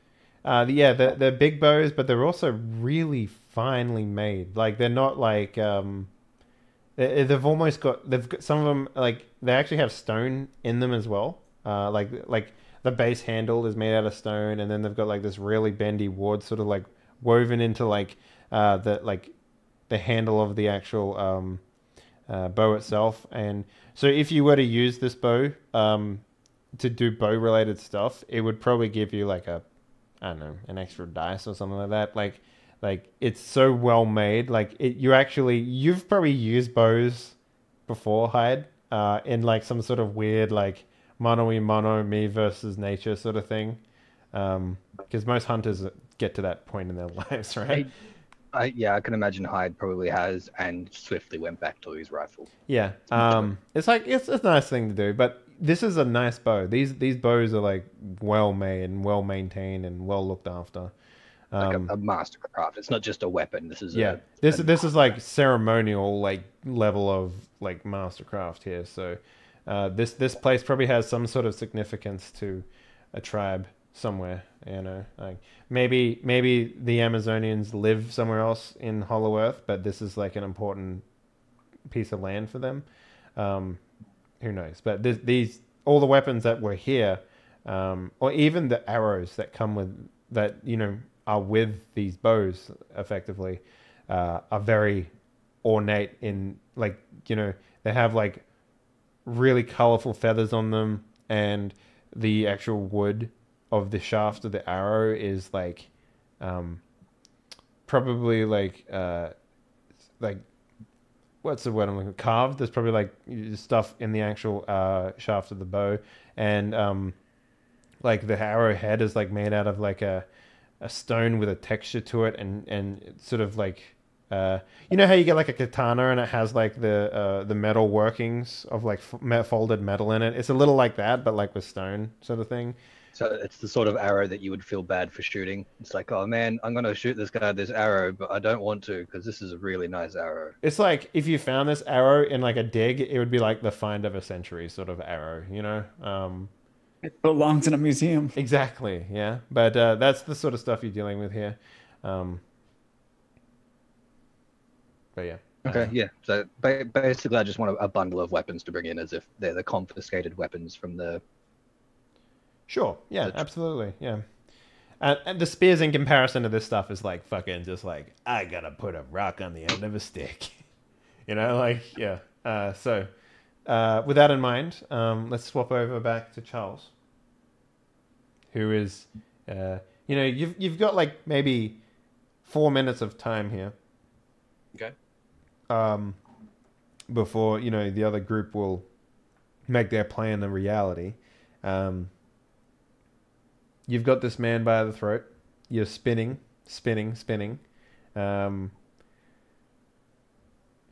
He's got his hands up, and he does have like if you were to, try and disarm him with another free hand, he does have like a belt holster with a Luger in it. I don't know if you try and if you reach down, pull it out, toss it out, or anything like that. I think I'd just chuck it on the ground. Yep. Yeah. No problems. You can do that. He's at your mercy, effectively, and he will. He hears like the rifles being pointed up, and he's like 9, and he like goes back. He's like, for a British man, you are very British, I guess. What are you doing here? Would you believe me if I said I wasn't really sure? Actually, yes, I would. Perhaps you can let me go and we can help you get back to wherever you came from. We have a means to get back.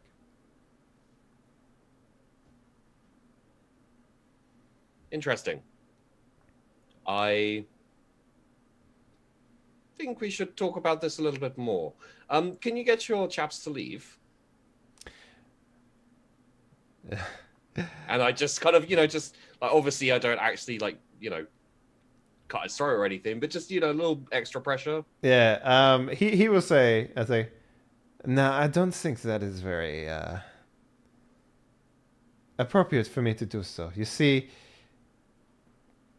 while my life is important to me, it is not important to the Führer. Is that important right now? Very. His foothold in this place is far more important than a single life of a soldier. Well, I'm afraid to tell you, you're already too late. I've claimed this entire area in the name of England. I've put down at least 2 flags. And then you hear from like underneath the burlap sack actually the Americans were here first. And then like a soldier just butts in the back of their head and he just Who's that? Never you mind. He is a guest of ours, much like you will be. Except you will be treated far nicer. Americans are brutish. Exactly. Yes. I've had experience with Americans before. I think he may have been German. I'm not really sure what he was, but he sounded American. Well, if he got under your skin, that would probably be an American. Germans don't really do anything like that. No, Germans are wonderful, yes. Yes, nothing wrong with our great people. No. I massively enjoyed meeting many Germans in World War One. I'll tell you what. You put down your sword, and I will make sure that you come to no harm.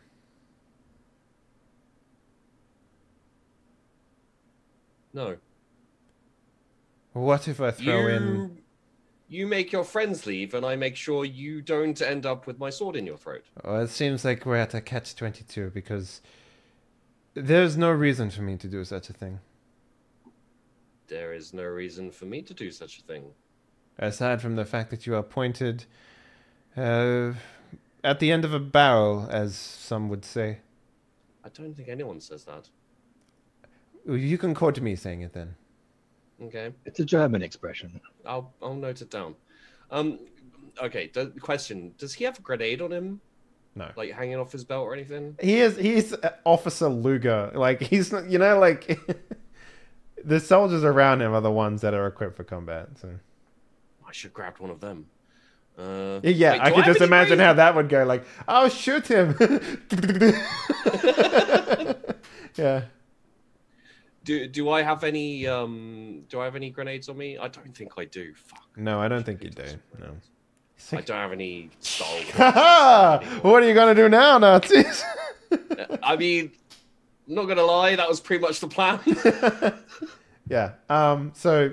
Okay.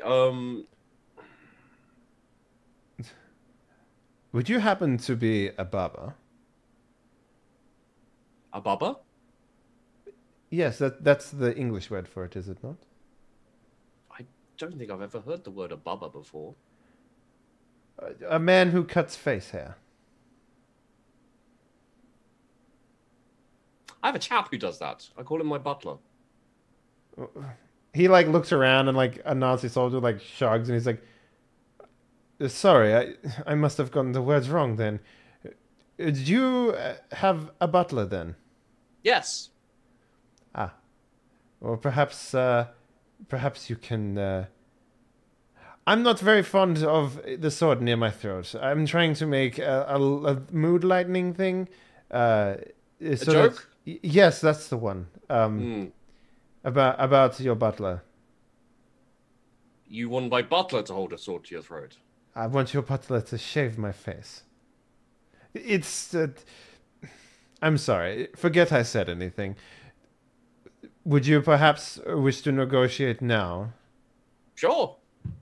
Very well. Get your men to leave. That, as I said, that is something that won't happen. But No harm will come to you if no harm comes to me. Okay, so we've started negotiations. I've asked your men to leave. You've said no.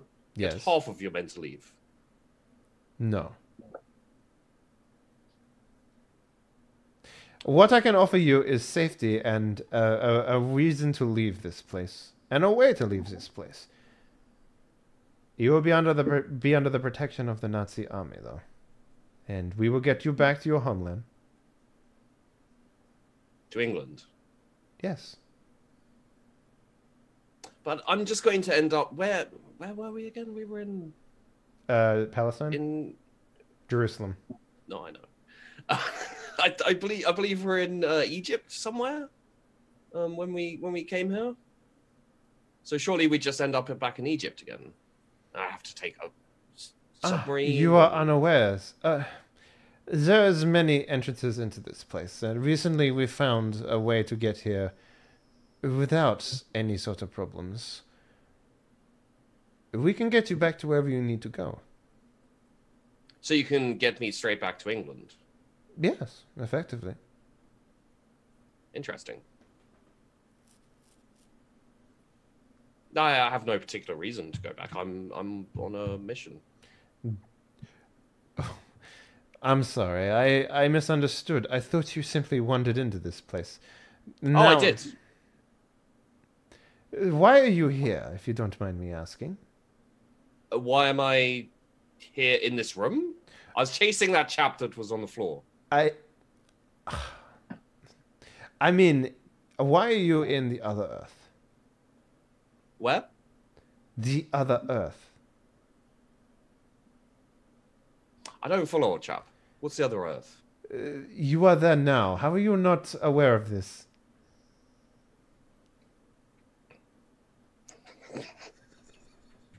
I can't. Are you talking about the egg place?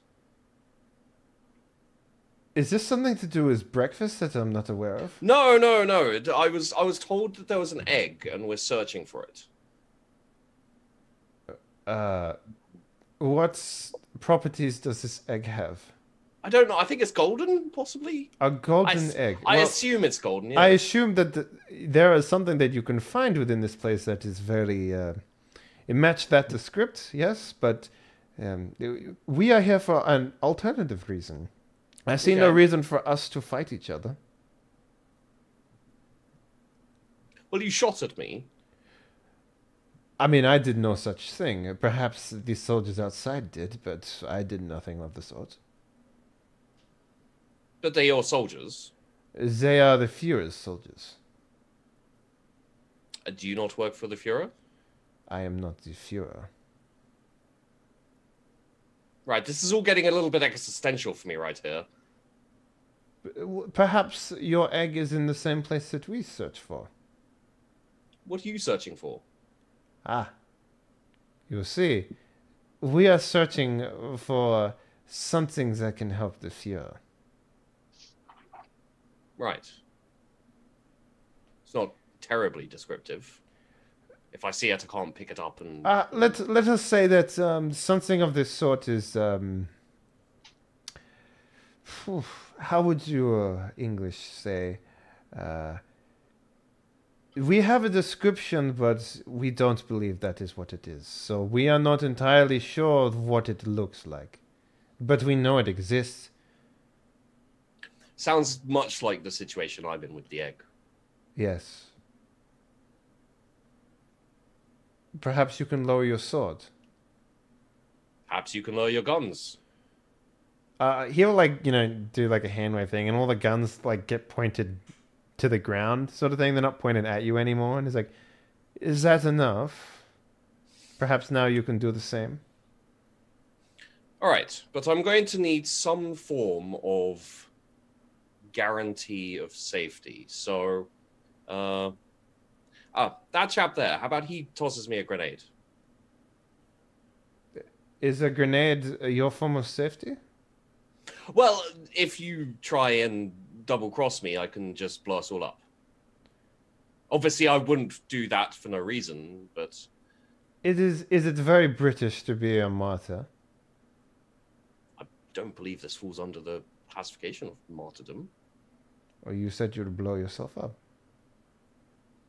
Yes. Well, all of us up. I mean, if I put my sword down and then you will shoot me, that's not very smart. That's not very gentlemanly like. How about a gentleman's agreement that I won't fire if you put down your sword? You can continue to hold your weapons. We won't take them from you. Absolutely. Jolly good. I'll lower my sword. All right, he'll like stand back. Do you let go of him? Yeah. Yeah. Like I sheathe it and. Yeah, he'll like scratch his neck and he's just like, well, I'm glad we can come to some sort of agreement. Now, how about we find a way to get you home? I mean, no rush. Do you have any tea? You mean like the liquid? Wouldn't really be able to do much with the letter, old chap. He's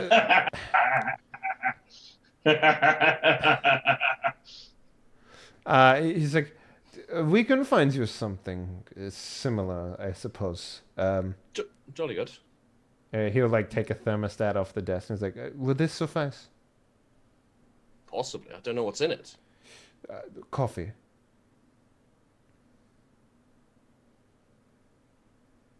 Thought we had a gentleman's agreement. About tea? I'm sorry. That's a very... we don't have anything like that. Oh, well. I guess it'll do. All right, then. Any biscuits? Are you talking about bread?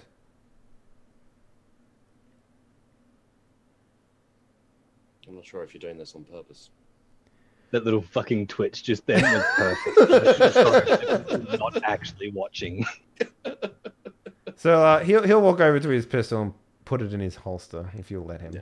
Yeah. Oh yeah, absolutely. And at that point, I'll like walk over to the table and kick a chair, or, like sit if there's a chair by the table, sit down and kind of fold my arms. At that point, I guess Nazi soldiers walk into the door. Yeah. Sounds like a perfect time. Sure. Yeah. So the commander or the sergeant in charge will have his back turned to the entrance and he'll start talking in English to Charles. He'll be like, I have not heard any rumor of any golden eggs, but perhaps we can ask some of the natives. They seem to be cooperating with us now, so maybe we can find what you seek. Really good. And you guys sort of walk in like with your captive Wookiees, I guess. And what do you guys do? I mean, like that. No one's really paying attention to you at all, sort of thing. So, do you make yourself known? I'm gonna drop all the spears on a table, along with the bows and the rifle and everything. And So just kind of next to it. Yeah, he'll sort of like turn around and be like, so you finally dealt with the problem outside. He'll speak in German to you. Like that's what he'll say. I'll say like, yes, there's like some outsiders. And I point to Charles. It's like probably his comrades. Yeah, he'll say in German, don't worry about this ignorant fuck. We will send him back to the Fuhrer. No problems. Do you mind translating what you're saying, old boy? I don't understand German. Oh, no problem. I'm simply talking about how we will return you home. Oh, good. Wonderful. Sorry, do carry on. I don't mean to interrupt. So he'll turn to the soldiers and be like, why have you brought... he'll say, why have you brought these colors inside? The savages were with the others. We thought they could be useful, maybe. So he'll like turn his attention to you, Charles, and be like, Why is it that you have worked with the natives here? Do you find them to be of taste?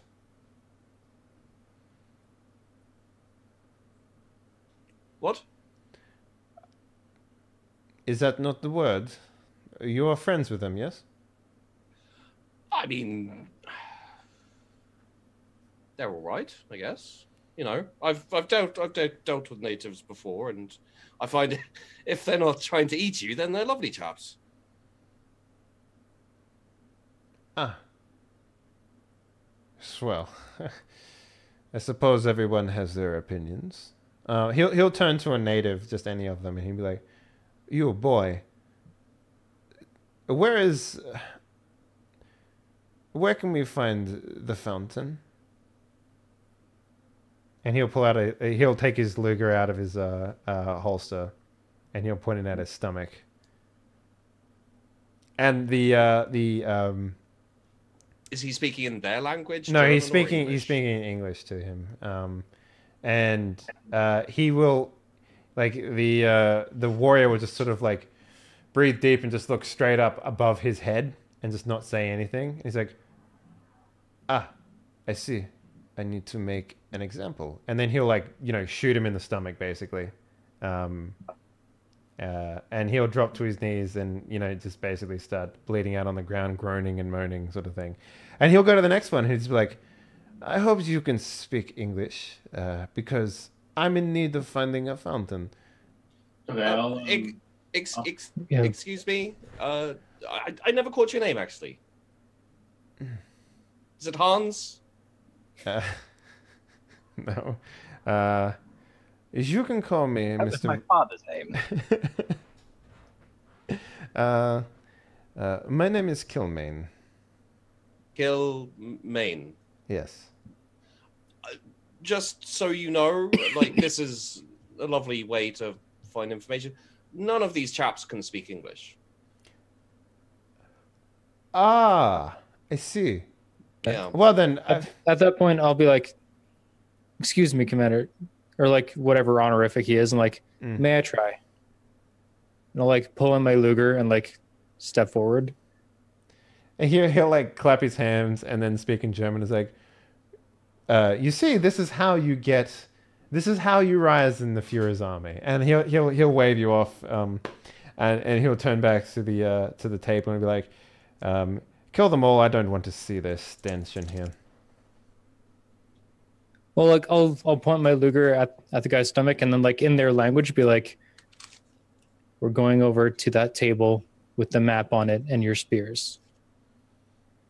And I say, interjecting because in character, I would make a last-ditch attempt not to turn this into a bloodbath. I say, "Frau Klinsmann lives. We apprehended these in pursuit of her, but we were unable to rescue her."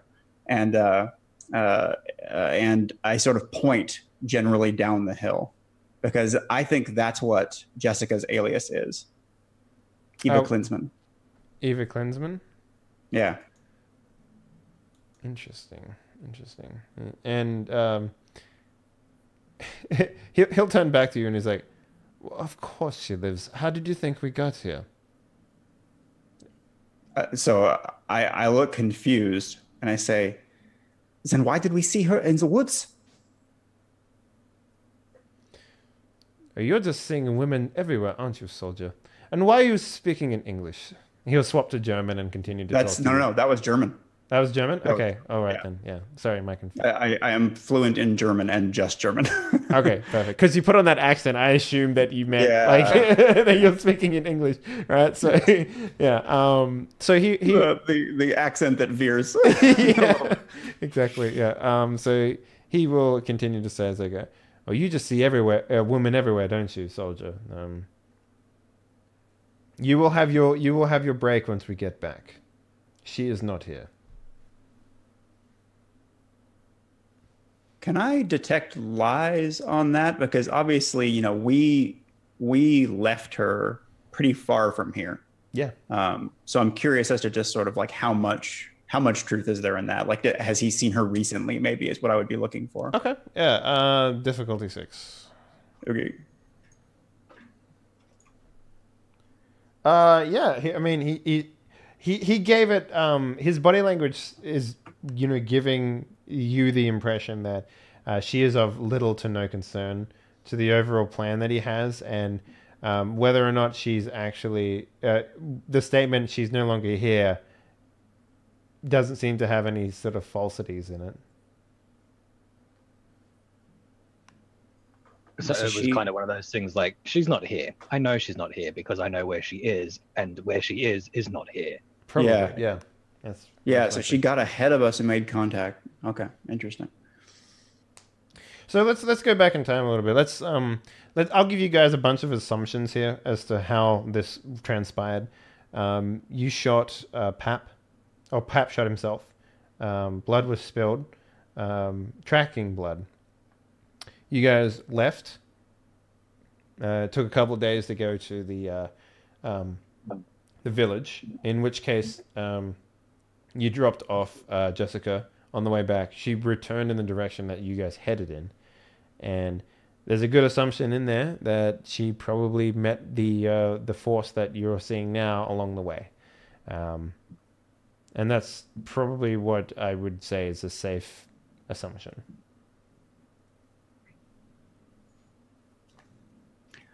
Okay. Well, then it does not seem like, because I know that they know that Pap is dead. So that was the best bait I had, which means I guess I like look chastised and I step back a little bit. Mm-hmm. I'm gonna look at just kind of like make eye contact with everyone else. Are you wearing a mask? Because you're of a darker complexion, yeah? Yes. All right. Some kind of gas mask or something is what Gideon put on him. Okay. I just want to make sure. Like, I look at them and then I kind of motion to my gun arm. you just do the whole head tilt thing. Yeah. When I see you do that, I'd be like slight, like not yet kind of thing. Yeah. Because like I'm trying to lead them to the table where like the map stuff was, and then they're in like a really close vicinity, and we can use the OP hold person spell we've used in every fight. I don't know how to communicate that in character. I mean, they're all like, that will happen the second that shit goes down anyway, because it's an initiative count.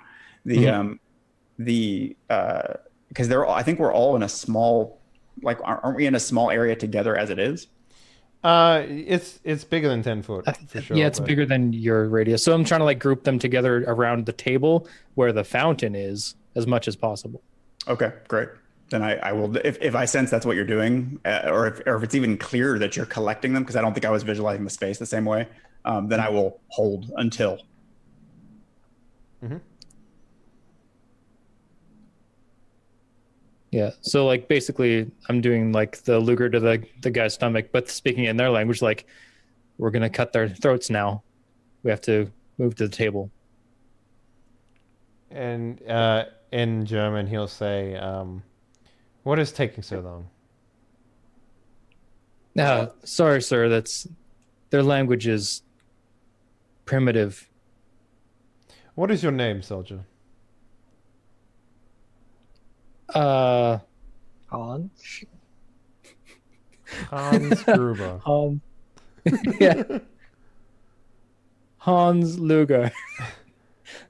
Just like looking around for like German things. Yeah. Hans Luger table chair. Yeah. I was gonna say Schultz, but then I'm like, nope, that's wrong. Yeah. That's So he will say, you know how to speak to these savages. I'm a quick learner, sir. He'll like, suspicious eyes you, and he's like, well, then we can't have you getting your hands dirty. Come. You have much intelligence to share with High Command. All due respect, Commander, I think He'll like grab you by the shoulders. No, I insist. Come with me. to get a better location on the fountain, I should be able to speak to them more candidly. Don't you agree? He like looks at the the savages, and he's just like, I think your time would be better wasted on our actual captives who actually have something important to say. No offense to those, I mean all the offense in the world. I would not waste my time on people of... they are very dirty. We should leave them. And then he'll like grab another soldier and is like, kill these men, please, and make it quick. Take them outside. I do not wish to smell them anymore. I say, we have seen the fountain. It is here. And I point to the approximate location in the ocean that we saw Atlantis on the maps that are on the table. Man, we are just a bundle of suspicious shit right now. Yeah, I'm just trying to get them over to a table. That's exactly right. And I'm trying to assist him because like I can see what he's trying to do and it is not working. So he'll look at you, Gideon, and he's be like, oh, and why would... I have actually a pretty goddamn performance lies if I'm in disguise. Yeah, and he'll be like, and do tell, why would the fountain of youth be in the middle of an ocean? There is a city here. And I point again to the approximate location that we saw the vision from the shore. So when you and I'm only doing this to be clear because A, I'm in disguise so I can lie, and B, because I am intending to massacre these motherfuckers. Yeah. So the moment you say that, right, the American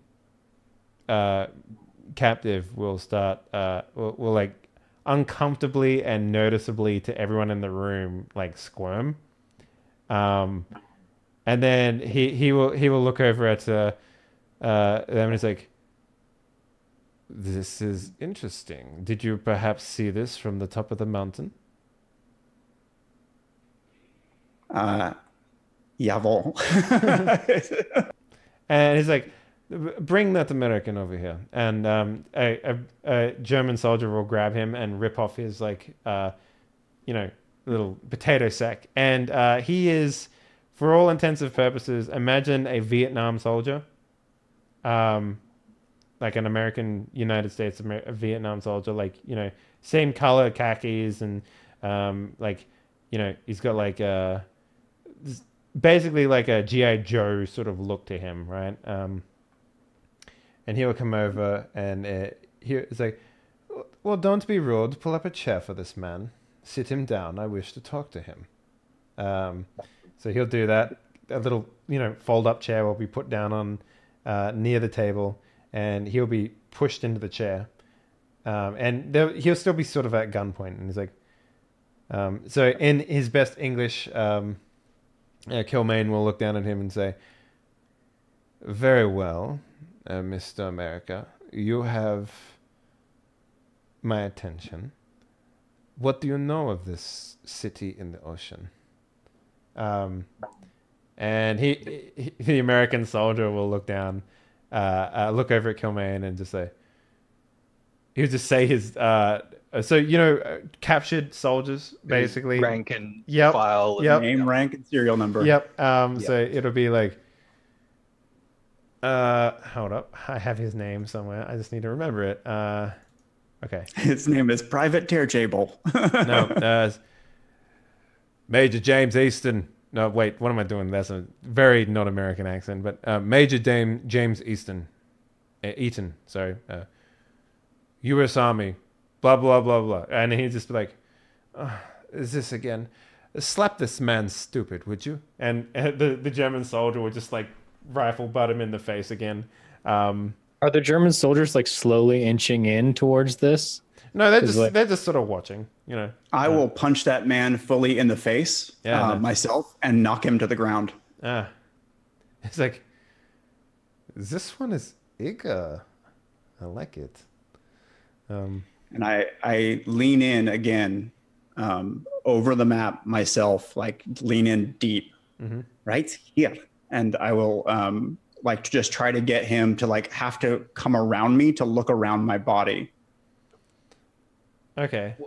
Well, just very quickly while this is happening, I turn to the German soldiers who came in with the prisoners, and I just say, by the way, what happened to my friends that were outside? I assume they can't speak German, but I try. I'm not gonna answer. That's too. Yeah, just like every single one of us like sweat. Yeah. I like the idea that someone's just like, try. I would love to hear one of you try a English German accent through your character's accent. Does anyone want to have a go? I will give some bonus points to someone who does that. Anyone? Yeah. So wait, what accent? You're talking about like from Doing outside or a from fake English accent and your fake German accent, like 2 layers deep of accents. Yeah. Oh, God. That's like, you have an accented character that you're playing in a role-playing game, and then he pretends to be someone else inside of the role-playing game that they're playing inside the role-playing game. It's a little like that. Yeah. Like, yeah. But we're still pretending to all be Germans. So who would? I'm pretending to be mute because I don't speak German and my accent is very clearly not German. So Yeah. It's like, There's yeah. so the German officer will turn around, and Killman will turn around and be like, "Well, answer the man. He is our guest." Thank you. My English is not good, sir.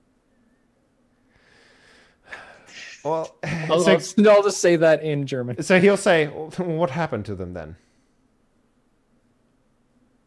What happens to everyone who gets in the Führer's way? So he'll smirk and nod, and he'll turn back to you and he's like, turn to your child and be like, "They have unfortunately met their end. It is what happens once you come across the Führer's army. I hope you understand." No, it's just understand. That's a bit of a shame, but okay. But don't worry, old bean. Yes. Old bean. Yes. I've overheard many British people refer to themselves as a vegetable. So It's a little bit dated, but yes, okay. I think Do Solomon's getting visibly antsy. because you're holding a blunderbuss in your sleeve and it's heavy. Do you? We're trying, man. Do you think we could maybe at least bury them?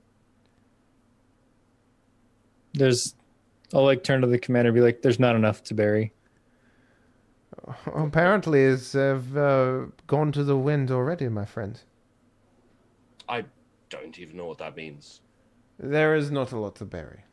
Oh well. Never mind then, I guess. Okay.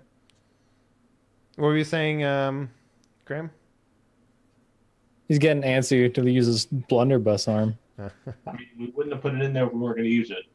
Yeah, we're just trying to get people in close so we can hold person to everyone. Yeah, how many are within 10 feet now? Like we have been working this map angle for some time. Has it worked in any capacity, or is it literally just everybody is stock still? Well, so there's probably maybe 4 or 5 of the original soldiers still around the outside of the room, and I'll tell you what, we can make a roll to see if you can. This would be some sort of performance. I guess it would be a performance check, right? To gain the curiosity of these soldiers, right? That's essentially what would need to happen in order to make this a reality. So, given your current situation and how well you're performing as is, I would say that this is just probably just a 6, difficulty 6. Okay. Can Francis assist, because this whole idea of the map sort of started with him? Is he he's corroborating my story in German? Can he roll linguistics to sort of back the play? Like you see right here, we look from this point, this kind of stuff. Mm-hmm.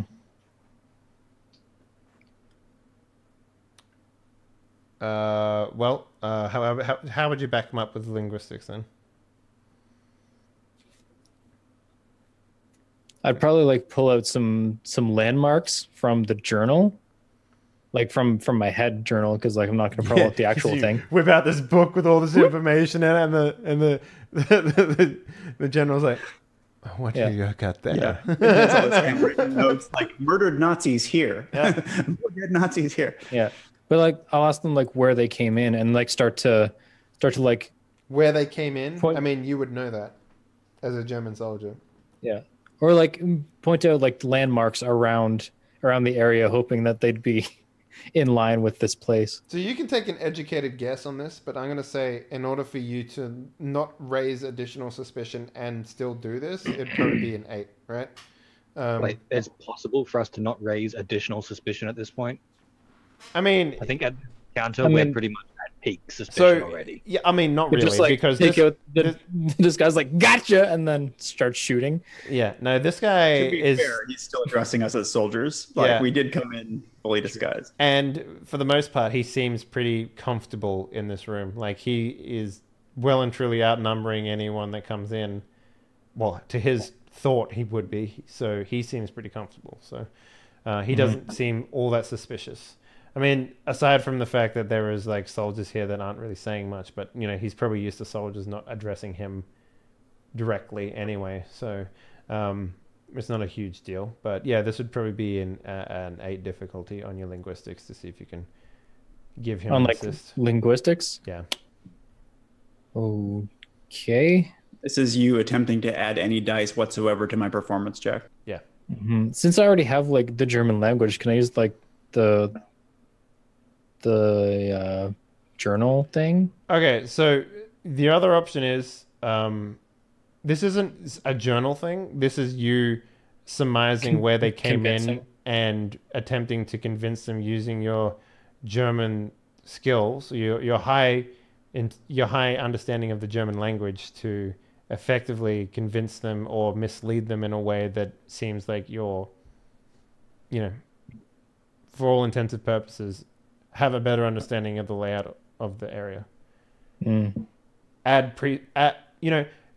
Imagine that, you know, German soldiers are overhearing this, and by doing something like this and helping gain the curiosity of the additional soldiers, you bring them in, right? So maybe you describe what you saw in the distance and how it relates to like these things, and add a bit of wanderlust to it. You know, there's a bunch of stuff like that you could theoretically do.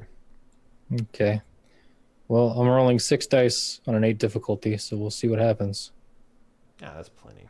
It's D10 system. Oh yeah, 3s. Yeah. So, you know, you do a pretty good job of like convincing these German soldiers that, like, you see like a couple of them who were just sort of like, you know, bored, just sort of like look up and over and raise an eyebrow at what's going on in the middle of the room, like maybe trying to see the map from where they are. But it'll be the performance rolls that seals the deal here. So yeah, I've got like a pen or like some writing implement out and like doing like the dotted line kind of like circle here, over here, like.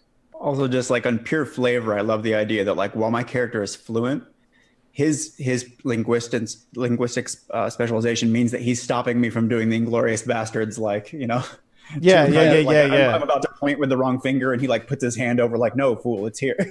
Yeah, there's a really good differentiation between like fluent in a language and like understanding the quirks of the language, right? Which is the level above, like in my eyes. And fluent is being able to hold a conversation in that language, and anything above that is like being able to convince someone that you're a local, right? Like that's how I sort of look at these things. But yeah, and maybe that's like explanation of like why I'm so good at being a cold Nazi. Yeah, because like I just get like cold down. I don't have like, I can't spout about philosophy in German, but yeah. So does 3 successes translate to 3 bonus dice or 1 bonus die? 1 bonus die, yeah. Normally in this game, the standard difficulty in Hollowworth Expedition is I say how many successes you need to pass, but I've changed it to say this is what I've changed the dice to be the difficulty, like the pass of the number you need to roll on the dice in order to pass. Because normally it's a 50-50, so you would use a 1d2 in the standard system, and for every pass that you get, I would say you'd need like 4 passes on this. Okay, so I'm doing a modifier of 1. Yep. And a difficulty of we'll go with 8 because that's what we use for the linguistics roll as well. So, all right, here we go. There you go. Perfect. Yeah. So how do you ham this up exactly? Like you mentioned that you saw it from the Eagle Rock, which is entirely possible. You guys haven't. You know what I'll do? I'll full on grab a pen and start like drawing on their maps where our supposed scouting party stopped on the coastline and observed ... off to like roughly where, you know, the place was in the ocean. Because again, I'm planning to kill all of these fuckers. So I'm giving them an actual half truth, like as truth as I know. And the point being that by drawing, they have to kind of look and peer at the thing that I'm placing on the map. It's also worth pointing out that this is literally the first time you've seen any sort of map of this area. It seems it's very topographical right now. It's not very like detailed, you know. And they've done like, this is like a military like first edition map of the region. The difference between you and someone else, right, when it comes to building this, is that they have the troops and the scouting reports to sort of, like, that's what they're doing now. They're setting up a base on the highest mountain. They're sending out like squads to like get a lay of the land and report back, and they're building a map as they go.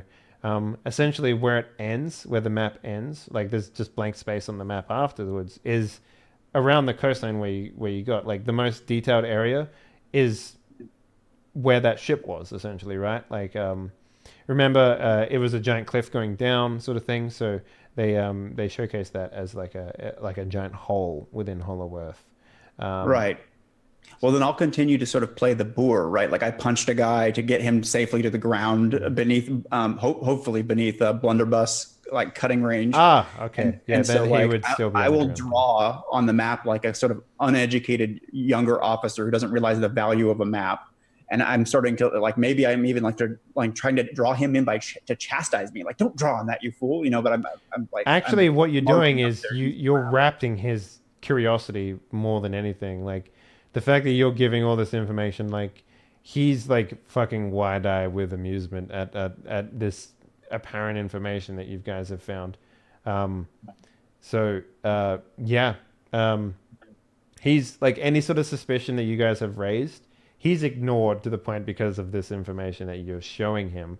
And that's far more important than him being like, wait, that's not how we say 3 in German. Like, you know, nothing like that. Like for him, he's ignoring all that stuff because of what you're doing. And his amused curiosity is garnering the attention of the other soldiers, right? So now the 8 soldiers that you have effectively like left not only the prisoners on the ground, but their station, and come and sort of circled this sort of like marble table that's in the middle of the room here, that is covered with a map. And now they're all like talking amongst themselves, like without any care to their station, about what potentially the I guess it's the, you know, fish is out of the barrel here, fountain of youth could be found. What time of day is it? Midday. Exactly midday. It's been midday forever. Okay, I guess that's true. Yeah. So can I spend a style point for a little cut in the tent? I would like to spend a style point to use one of my pocket mirrors to like reflect onto the location of Atlantis, and then use that as the beginning of the hypnotism. Interesting. So what, you put the pocket mirror down to be like Atlantis? No. Like there's a cut in the tent, letting a little bit of sunlight in. I catch that with a pocket mirror, shine it onto the map, and then just start moving it in this hypnotic pattern. This is like a structure, like a marble structure that you're in. It's not a tent or anything like that. So no, for some reason I thought it was a tent. Well, then I guess, yeah. If but any sunlight, there's enough natural light that you can still do this, right? Like, have you seen Fifth Element? You know, the Aziz light sort of thing. Like, yeah. There's enough. That's like, definitely what I'm going for. There's enough like plot, like beams of light coming into this thing that you can do whatever you like. So, in fact, I would say that this place is so stereotypical that it is actually lit by a series of mirrors. How about that? We'll go that far. then Gideon is fully erect. And yeah.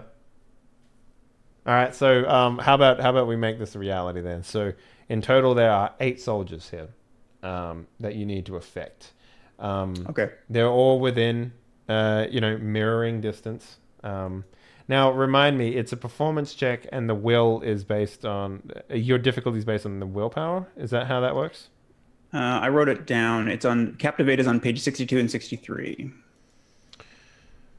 Okay, 63. Yeah, it's just a performance versus their. All right. The character is magnetic and attractive performance. She's able to catch the attention of the performance abilities, sheer personality. As a bonus action, your character can attempt to transfer opponents during combat. Make a performance roll against all opponents within 10 feet of your character. If you roll more successes than your opponent's willpower rating, he is beguiled by your character and unable to attack for a number of turns equal to the number of extra successes rolled. Okay. Right. So it's not an opposed check. It's a straight check versus their static defense. So the difficulty is their static defense, right? An entrance opponent may defend himself normally. Okay. Spell's broken if it's attacked during the time. If you roll more than twice the opponent's willpower, they effectively lose all defense. Okay. Okay. So yeah. Did I need to burn the style point in order to have the light? No. It's okay. Then I will add it to this because is it 1-to-1 with it's 1-to-1 with dice, right? Just not damage. Yeah, no, 1-to-1. You get for 1 style point, you get 1 additional dice. Okay. As usual, I'm smoking them because I've got them. Yeah. So the difficulty for the normal soldiers is 3, and the willpower of the captain is a 4. So, question. Yeah. If I'm watching this and in 10 feet, do I also have to roll? Because I'm assuming you guys have realized, but I don't know that these guys are friendly. It's entrance to her opponents during combat. So no. Yeah. You're safe unless you wish to narratively be in route. I kind of feel like he should, to be honest, because like. It depends whether it's imago targeting or whether it's because usually we no, it's an area of effect. It's literally everyone within 10 feet, and if you want to be enwrapped with it, that's fine. You can be. Like, I'm not going to stop you from doing that. I think I should have to take. What's your willpower? Yes. It is 4. Okay, so there we go. Mm-hmm.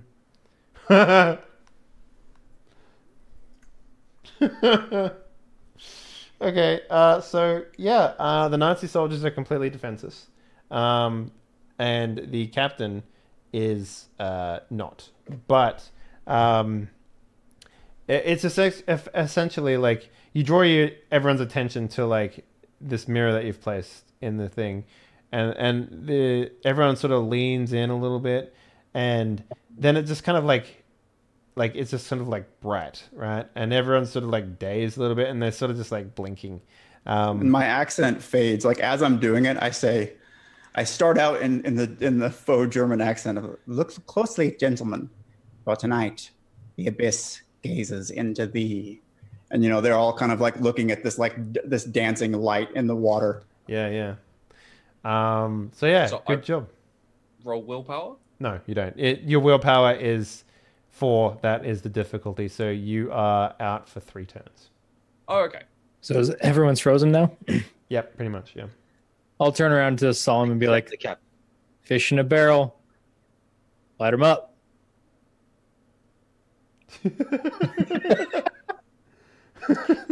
All right, yeah, cool. And I'm just gonna yeah, we just like dug in cover and let all of a sudden the rifles and blunderbusses come out. Sure. All right. So Hyde's spears explode into space. What is the blunderbuss damage? What do we need to get Graham to roll here? It's firearms and what? Firearms, blunderbuss, 4 lethal. 4 lethal. Right. Yeah. Firearm singular. Yeah. Solomon, can we get a firearms check with a +4, please?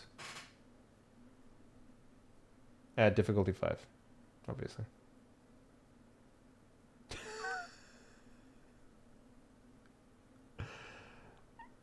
You specialize in rifles? No. Okay. I was about to say, you murder everyone. Okay, so there are 8 people in this room. The soldiers don't get their defense. So, oh wait, let me just reread this. It's like they don't lose. They lose their dexterity off defense. It's just body. Yeah. Oh yeah. Okay. Okay, another question: do I have to roll? No, to no, you're against sitting in this? a chair, man. You're good. No, I wandered up to watch because I wanted to know what was going on. Well, so at a 10-foot range, it would hit the person he's aiming at and the person on either side. So unless he's aiming at you, you're probably okay. The other thing is too, like, effectively, you can walk up and just grab him and pull him back, right, before any of this thing goes off. Yeah. So, like, I if you'll let me, I'll just be like, It's just Well, you only have to take damage to snap him out of it. You should just like slap him across the face and snap him out of it. so I yeah, 'cause, assume. I mean, the whole point of punching that one guy was to get him at floor level. I want DeJaris to be able to just shoot basically, all the Nazis with the rest of us out of the way if The we can. blender bus. Blender bus, yeah. So you guys want to try and do you want to like effectively what's going to happen here? We can just say that you guys coup de grace these guys, right? I mean, like you've effectively got them all into a space. Do you want to keep any of them alive? No. No, you want to kill them all? Yes. All right, cool. So you do just that. And now, before you do that, I know you're into disguising and shit. Do you want to try and keep the captain's gear, like his uniform, officer uniform? Not if it means that I'm going to keep him out of harm's way. Yeah. Fuck that guy. Okay, cool. So yeah, blunderbuss goes off. You effectively I'm take. going to assume he was aiming at the captain because that's. Yeah, I would assume so too. Yeah. So the blunderbuss goes off. We get like maybe some Nazis across the table, just sort of like blinking, and like their face just goes, and the blood just goes up their face, and then you just cap them all with other guns and stuff like that. I like to remaining. think Hyde's going along with a Luger, Yeah. and just like execute one. And there's something about automatic pistols, I don't like them, but they definitely have their purpose sometimes. And then pop the next one, walk forward. They're not really as elegant as a proper firearm, but when you got to get a lot of bullets out quick, pop. They're pretty good. Yeah. Go on to the next one, pop. So effectively, It's talking directly to the camera like an infomercial. Yeah. This map is being covered in viscera now. So it is, for all intents and purposes, not very useful anymore. A little part of my heart sinks that I can't copy this map. I mean, you could probably draw it from memory, but it would be like... I mean, I'm not that smart. Yeah, exactly. It would be pretty tough. Ears ringing, salsa all over my bolero hat. I look up at DeJarius and I say, "Are you sure you need an arm?" Because it's just like he may have found his shtick. Mm-hmm. So yeah, I think We're gonna like unmask the Americans and be like, well, before you get any further, how about we take a quick break? sure. Many thanks to our Patreon supporters for this week's episode. Head on over to patreon.com/Henley to support the growth of Die Party.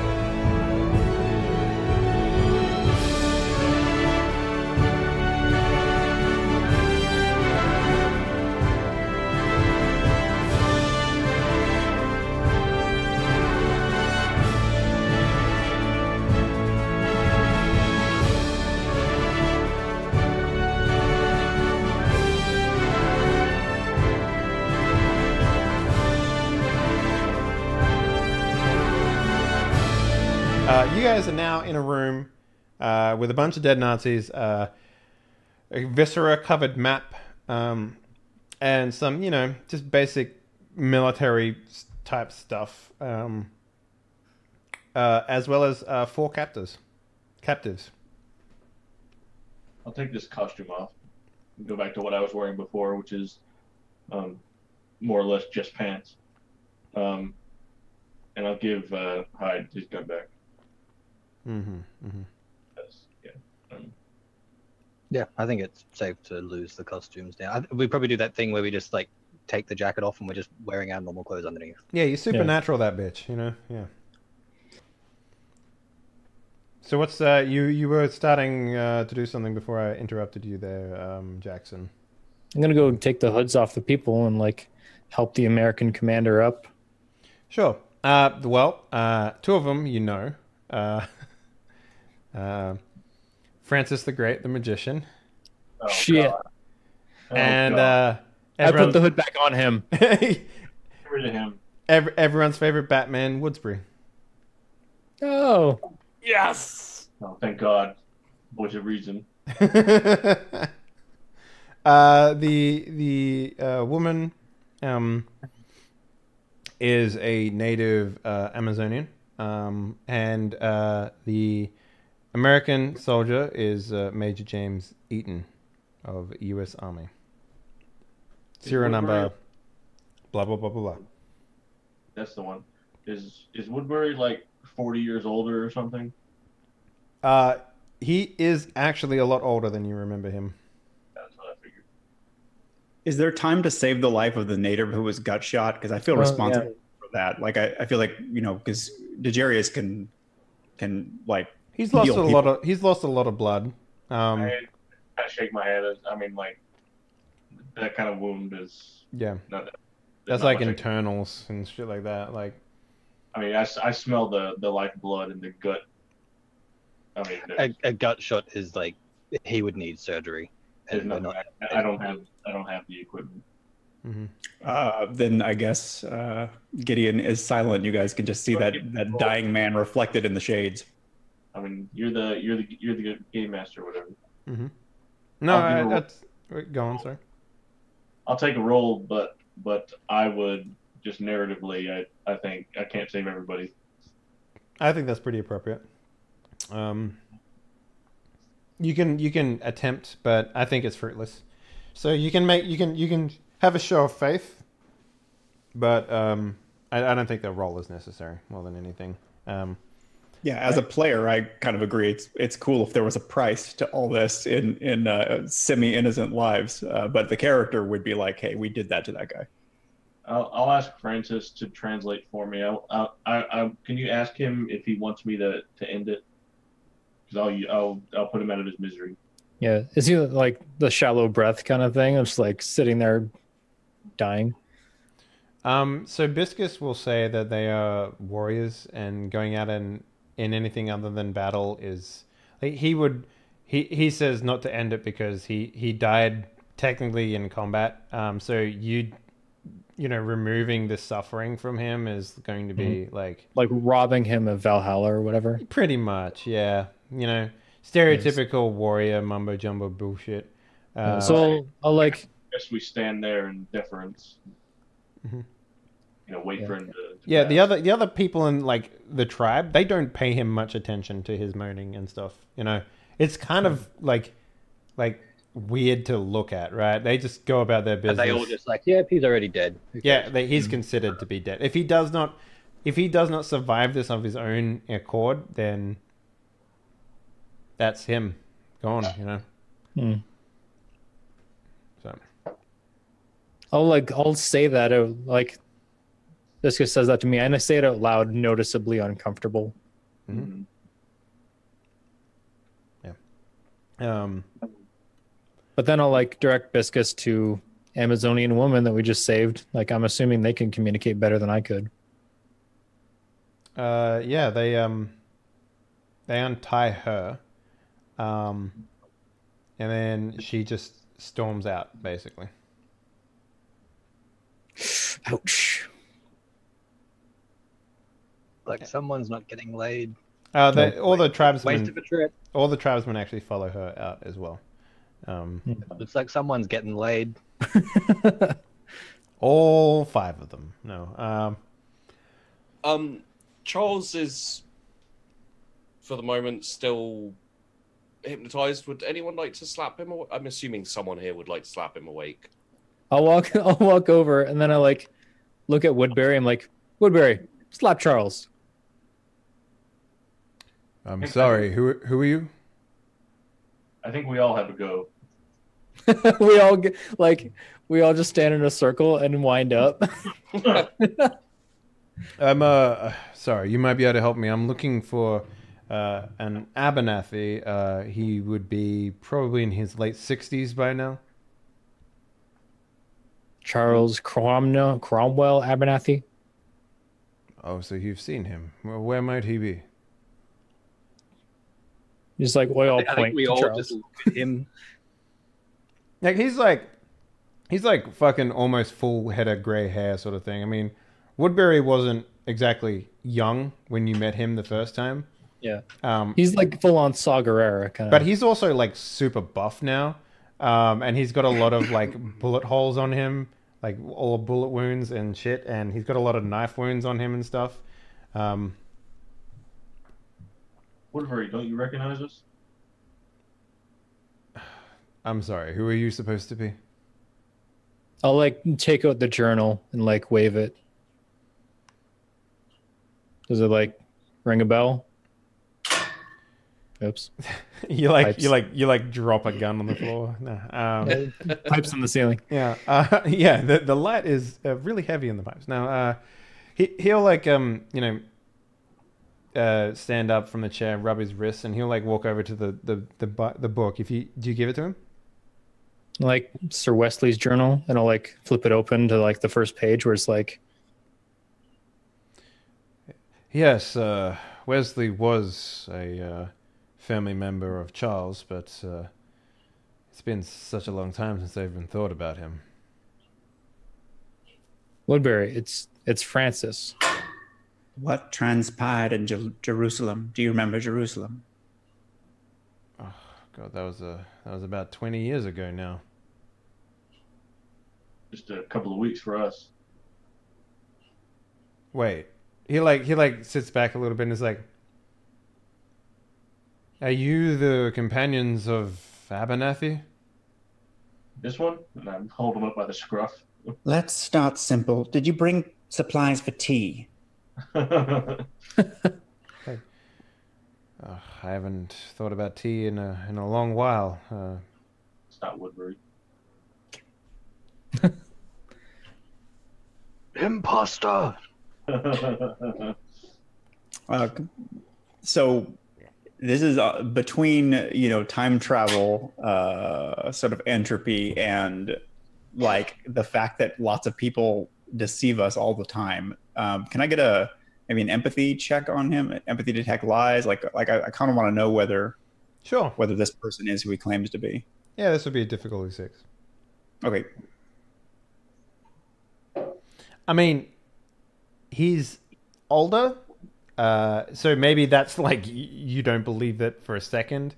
But then again, you've seen T-Rexes walking around recently. Not really, but dinosaurs walking around.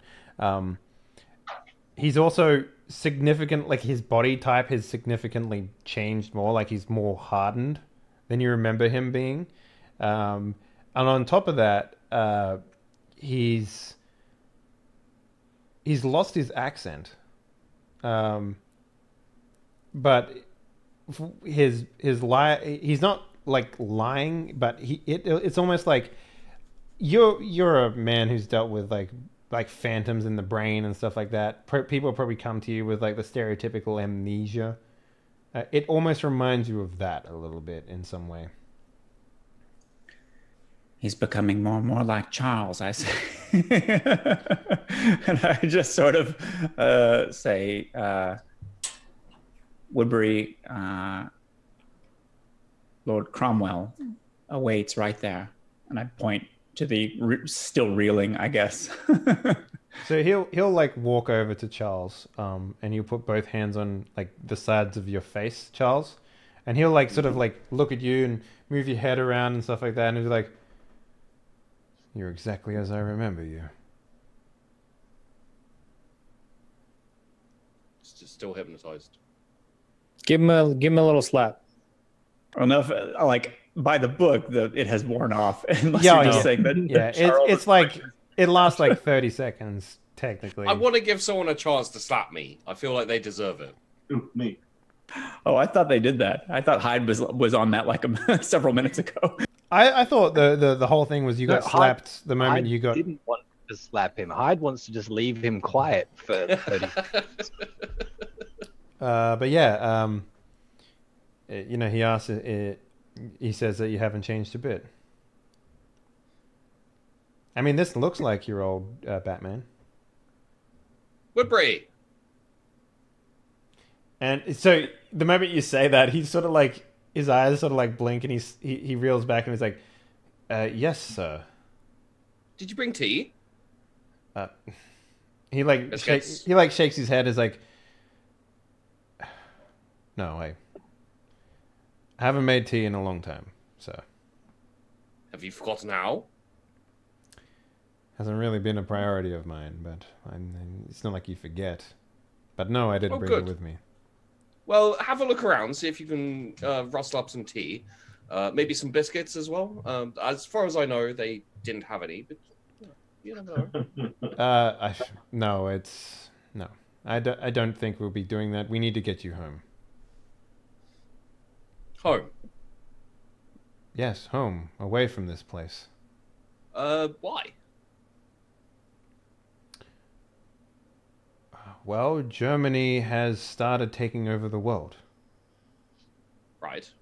And you've been called in to protect your king and country. Oh, okay. Well, how is England? Well, they're trying, sir. Good. Well, let's get home then. I would, but you seem to have killed our meal ticket. Who? He like points to the viscera on the table. Who's that? Is this the moment when Charles realizes that everyone in the room is dead? I mean, he heard it all, and so he'll go and pick up like a Luger or something like that, and he'll put it into a holster that was missing a gun on his belt. And then he'll go pick up the the U.S. Army dude, and he'll brush him off, and he's like, "Well, I found what I needed. What about you?" And Eaton will turn to him and is like, "What? This is the man you were looking for? He was confiding with the Nazis." And it's like, it's his special way of doing things. Don't worry about it. And he'll straighten himself out and turn to you, Charles. Outstretch a hand, and he'll say, "My name is James. I've heard a lot about you from Woodbury here." What's Woodbury's first name, by the way? Woodbury. First name? Sebastian. I've heard a lot about you from Sebastian here. Who? Oh, right. Your old Batman. Woodbury. Yes. Yes, good chap. Right. Very handy with a pot. Yeah. Sorry, where are my manners? Lord Charles Cromwell Abernathy. At your service, even though you are American. Right. Well, we need to get you out of here, obviously. Yes? While these guys, what you're talking, can I give these guys like just like a once over? You mean the prisoners? Sense. In a medical sense, sure. Like I'm specifically for like lobotomies or head wounds because they're talking crazy as far as I'm concerned. Okay. Well, I mean, nothing outward that gives you the impression that they might be dehydrated or malnourished, maybe. That's the only thing that you could suspect might be giving some sort of weird stuff like that. So I like you put the potato sack on Francis again, right? So he's still sitting in the chair, waiting, and he's like, "Hello." Ew. Francis? What? What? What? What? I'm going outside. Fuck you, Brilliant.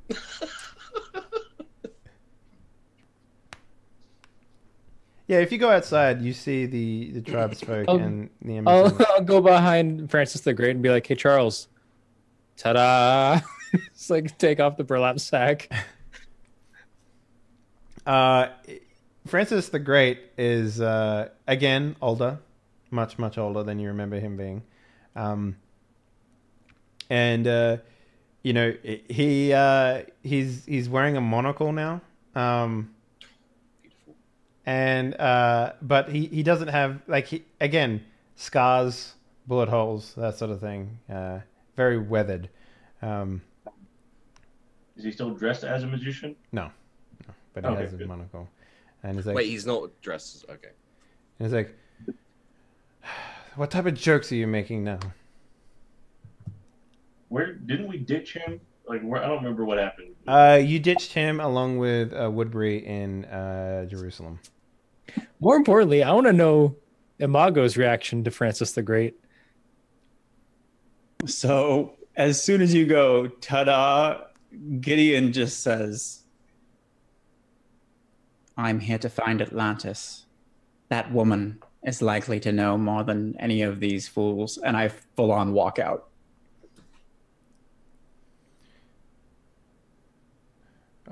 Francis will be like, who are you folk?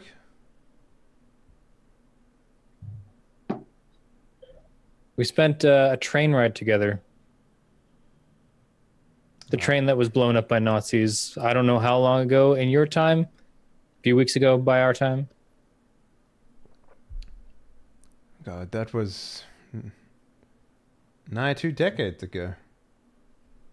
Strictly speaking, I don't know who invited you, but What do you mean by that? nothing. When he says 2 decades, I kind of like look around the room and be like, what? Time difference. Yeah, I didn't know if we like figured that out as characters though. Like this is concrete. Like It was in the journal that there was some time fuckery with That how was like long. the first thing. yeah. But I imagine like the actual hearing of 20 years when we've only spent like a couple weeks is a little bit more. It's getting closer to a sure. month now that you guys have been here. So Yeah. Excuse me. Anyway, but he will stand up if you untie him. I don't know if you do or not. yeah, I will. Fine. So he'll stand up and he'll walk over to an MP38 and pick it up. And he'll check the weapon, which is something that you probably wouldn't have imagined him doing, and then he'll put it around a sling and he'll grab some ammunition and put it into a pouch, and he's like, well, I'm ready to go if you boys are. And he's like addressing Sebastian and James, and they nod and they walk over to Charles and they're like, Woodbury will be like, come with me, Charles, we're going to get you out of here. Jolly good. Yeah, he'll turn to the rest of the group. He's like, and what do you plan on doing? Do you want to come with us and leave, or do you want to stay in this godforsaken hellhole? I don't think it's that bad. I haven't found what I came here to find yet. Sounds to me like where you're from is a hellhole. I say with some sort of like bizarre defense, like very defensive. Well, You're saying Germany's taking over the world, right? yes, they're marching on England as we speak. They can have it. If they want something from here, I think it's important we stay here. Oh, it If appears. they show up here, then what are we going to do? You can take Charles. I mean, I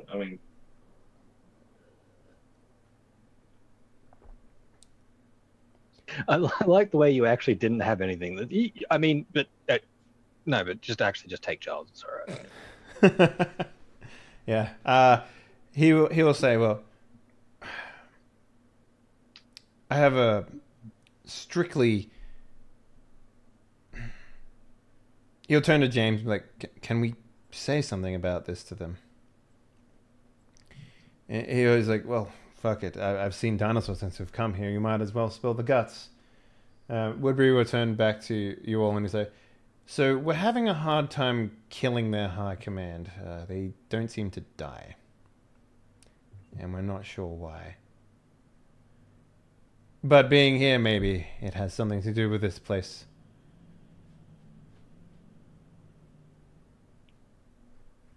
All the more reason to check it out, I would say. Well, we were promptly captured when we arrived, as we had to use their means of transport to get here. Do you have any leads? Do they still have transport? They're all dead. Transport might be useful. I mean, leads to find what they've found over here. Oh, that was mostly half troops to get them in around the table so we could kill them. You said you knew where the fountain was. And James speaks up. He's like, don't tell me that was a lie now. We know there's a fountain here. We don't know where it is.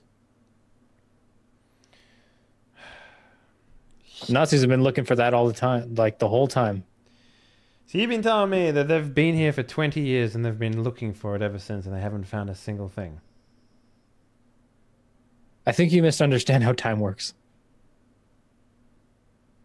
He just I'll sort of looks at you with like this blank American soldier face and he's just like, oh, do explain it to me. I'll defer to Solomon and be like, can you science at them? I'm a history guy. I can't science at them. I don't know how I leave. I think I might be able to help. The plot is unfurling in front of my players, and they choose to ignore it. Sort of. You put the sole surviving Amazon outside too, so that's where I'm going. Yeah. I think I might be able to explain it to them. Okay, let's hear this. I'm gonna stand back and just stand watch. back from the blast radius. You see, oh boy, time is like an egg, a golden one. No. So, as far as I can understand from the boffins who've been talking about this, time moves differently in different places. In some places, it moves quickly. Hence, we are young. And time moves differently in other places, but longer. Are you with me so far? Sebastian's just like, Woodbury's just like, and everyone, and James and Francis is just staring at you. Good. So, as far as I know, we have to go to the city of water and find the golden egg. And this will make sure that time gets back to where it was. And, my God, you should be a game writer, by the way. that was boiled the fuck down. And James is just like, and this golden egg, it will reverse time? Probably. He sort of looks at his two companions and he'll be like, well, if we could reverse time back to before the Nazi army attacked, and maybe we could take out their leaders ahead of time. And Francis will scratch his chin. And he'll be like, I mean, we do know where they were in the past, so maybe it's a possibility? And Woodbury will be like, well, all attempts that we've made to take out their high command, they just seem to keep on getting back up. What's to say that they haven't already found this before the time? We don't know when they managed to get such immortality. They all just all bow their heads in deep contemplation about what you've given them, Sheepy. Charles. Yes. So let's sideswipe outside. So the natives and the Amazonian woman are doing their best to make pyres for their fallen. I'll find Gideon. Yeah, I'm like following her, taking off like all the different layers of disguise, like throwing my hat down, taking my sunglasses off, and just saying, "Stop, please," and pointing to the coin tattoos on my eyelids that I think come from Atlantis. I've had them since I was before I can remember, really. Associated with my grandparents. Please point to the ocean. Give me an idea of what the coin tattoos symbolize in your mind. So when I came up with the character, I figured that the Atlanteans had some custom of tattooing coins for the ferryman on like a citizen of the city. And so the idea was that you were blessed, you were a citizen as long as your fare was prepaid. The death was either not the end, or that they were unafraid of it as long as they have this sort of protection charm. And so he's had them his whole life, and his grandparents would sort of speak obliquely about it, but then they disappeared. And so he's been searching for what he thinks is, where all people have those things all his life. All right. So you point to these eyelids of yours, and she'll like grab you by the bottom jaw and squeeze and pull you in close and like investigate sort of thing. And she'll tilt your head around like almost very forcefully. She's very strong. Like her grip strength is insane. And to the point where it probably hurts you to do this. If you don't protest, she will look at you and she'll say, "You are of the water tribe, no?" I say yes, but lost. I've come so far. Why do you pretend to be of the outside? They left me. Grandparents. And I'm trying to keep the word simple because I don't know how much she has of English. And I say, trying to find them, my people. I don't belong with these. That world, and I point sort of up because it's all I've got. Yeah. Is sick.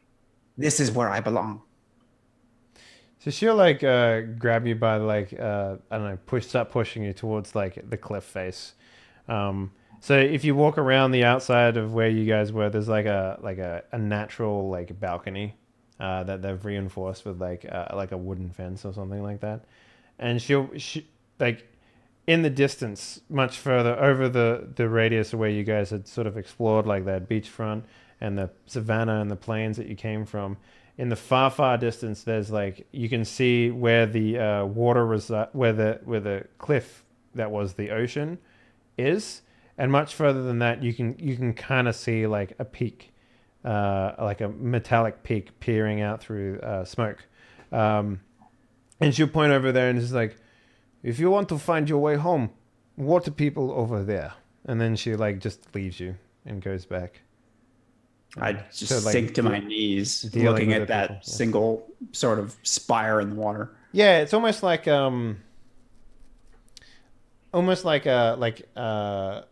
Gothic architecture sort of roof, like a very pointed, like almost like a church steeple roof sort of thing. But seems to be like made out of like some sort of reflective metal or something, because it's catching the light pretty well. Well, I don't mean to get too larpy here, but Gideon is definitely weeping. like that's a moment for him. He goes silent and just kneels there. Mm-hmm. Yeah.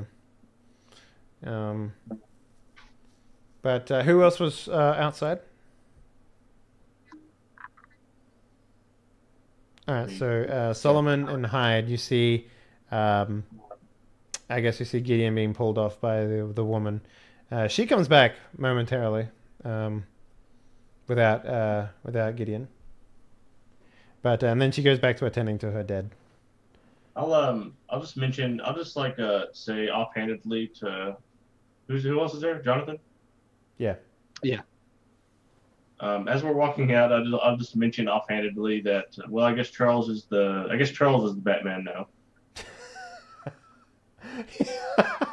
I love the idea that that Woodbury's like, "Charles, can you make some tea for us?" And then he's just like, "Oh yeah,"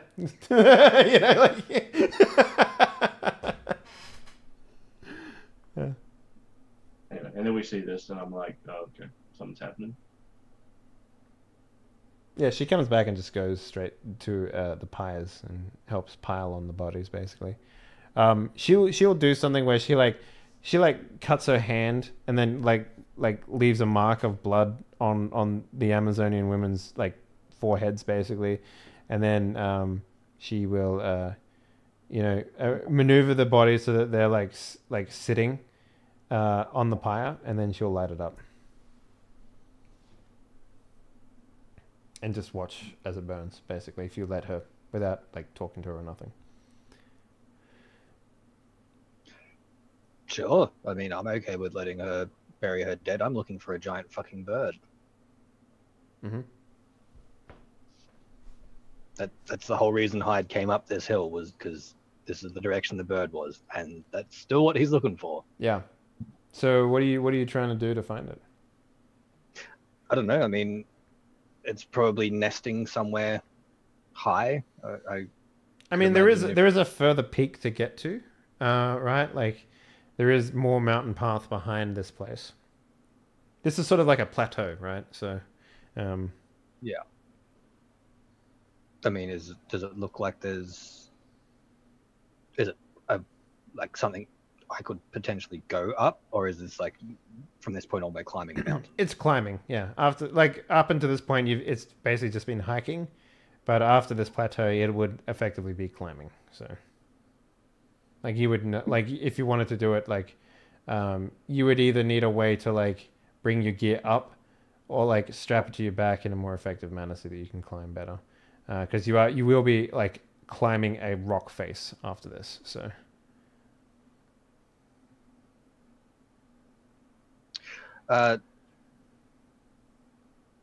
Did we hear that the Amazonian woman was speaking English? I mean, you could have if you wanted to.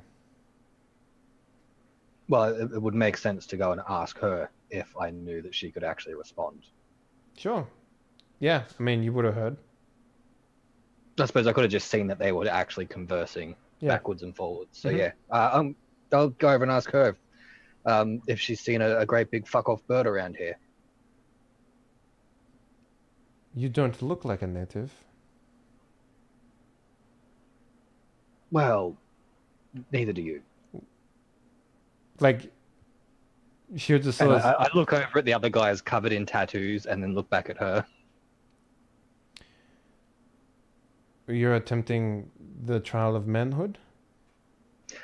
No, that bird nearly killed me, and I'm gonna go finish the job.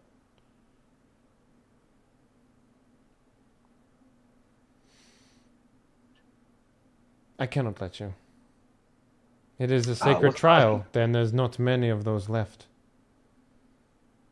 Right. So it is here, though.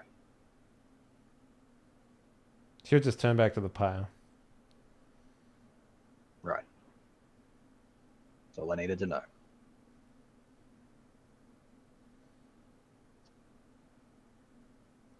As you walk off, she'll be like, "What of your friends? The Atlantean, the water people." Not my business. Do you not care of his problems? Sure, he's a very dangerous man. I know that much. But he's not my friend. The water tribe is not one that you should trust. And if he wishes to return home, it would be best to keep them all in the same place. Oh, now that's interesting. Why shouldn't they be trusted? Well, they dole out things that they do not understand to the people of this place. They are foreigners who have come and made this their home.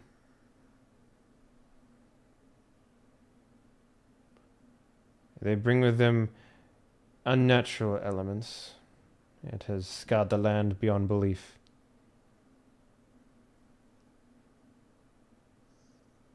So they're not actually from here. No, my people are from here. And them? And I point to the other tribals. They are natives of this land. I don't know why I'm speaking in German, but... Maybe that's where she learned to speak English, was from the Nazis. A good chance. Although why she wouldn't have learned to speak German from the Nazis, I don't know, but there we go.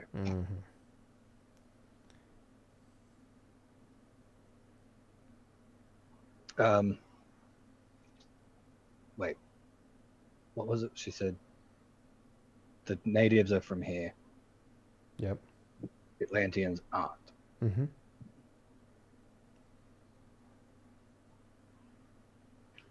Probably best not to tell him that. And I point to Gideon and then walk off.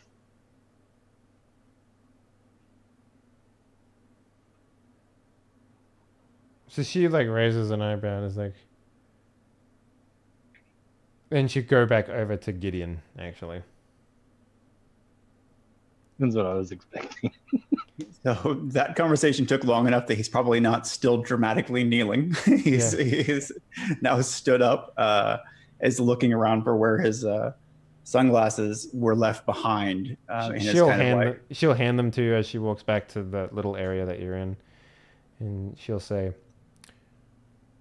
"Your people are a stain on this land." Ouch. Man, she really does not fucking like you. A lot of that going around. You brought with you a great calamity of this land. I will take you home. And you are never to set foot out of that region ever again. He looks at her for a long moment and simply says, "Done." And you will tell the rest of your people that... what? They are not welcome on the land? I will tell them of a great plague, of corruption, of falsehood in the place that I was raised. I will tell them that that world is coming for them, to plunder their secrets. I will not stop them if they attempt to defend themselves. They are the ones that came here and plundered us. You are the alien. I'd prefer it if you took your tribe back to where they came from. That would be their choice. However, these, and I kick the corpse of a Nazi, which is nearby for punctuation, these are not of mine or of your people. These are the first problem. We can handle foreigners. We won't be handling your type, though. You can take your crystals, and you can take your water, and you can fuck off. This land is not for you.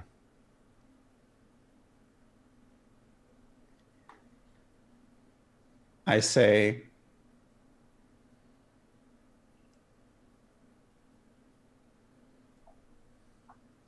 if you expect me to act as your agent amongst my own people.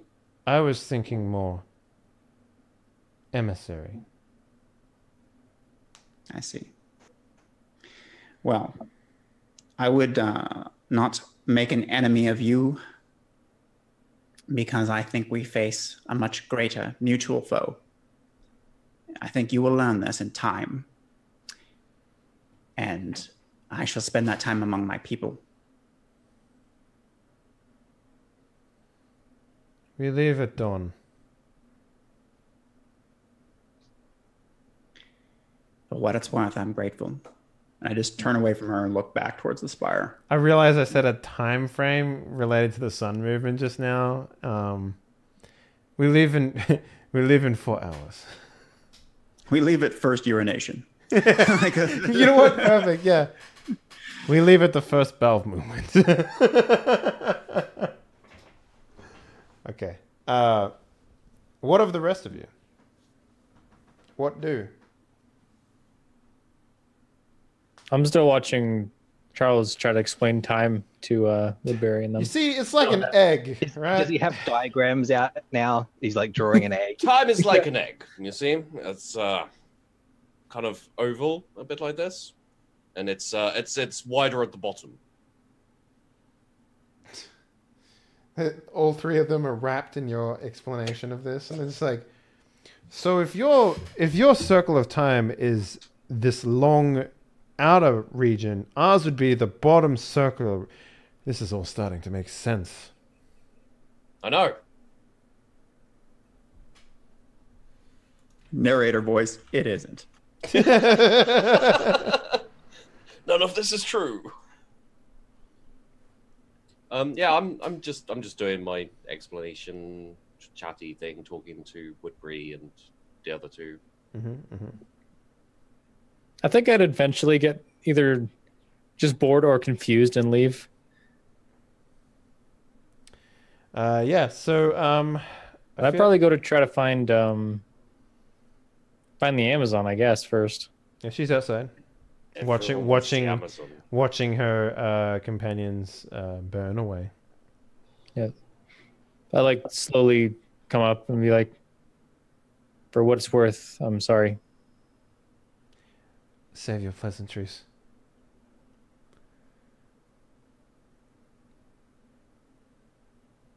What are you doing here, outsider?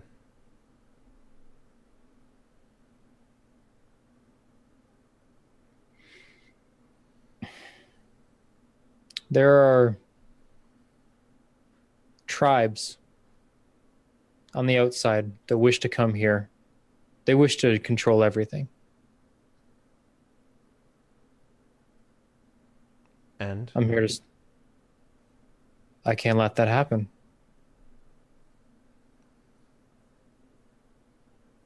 Well, you've done a great job so far by stopping them.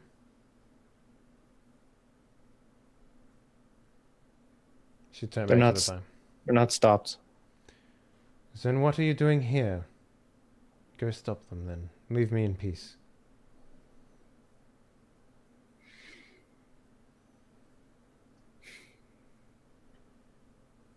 Very well.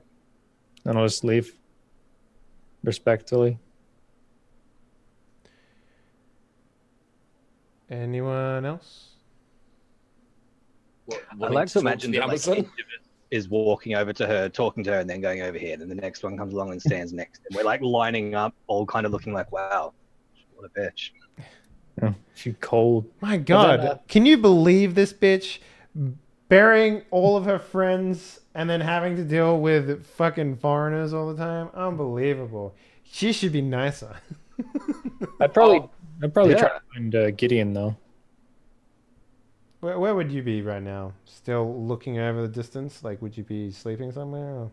Yeah, like if he approaches and says something, I full on, without looking at him, reach, grab him by the back of the neck, and then just point.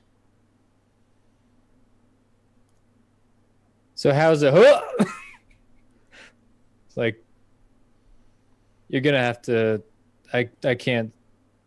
I don't know what you're pointing me at. I don't know what to look for. Somewhat creepily, put the mirrored shades up so that you can see against the glare of that like vast sun, the spire. Mm-hmm. Say, excellent news. It's all been worth it. That is Atlantis. Nothing else matters. And I just like it's sort of awkward because Gideon is bad at all things human. And he just sort of mechanically like squeezes your shoulder. Yeah.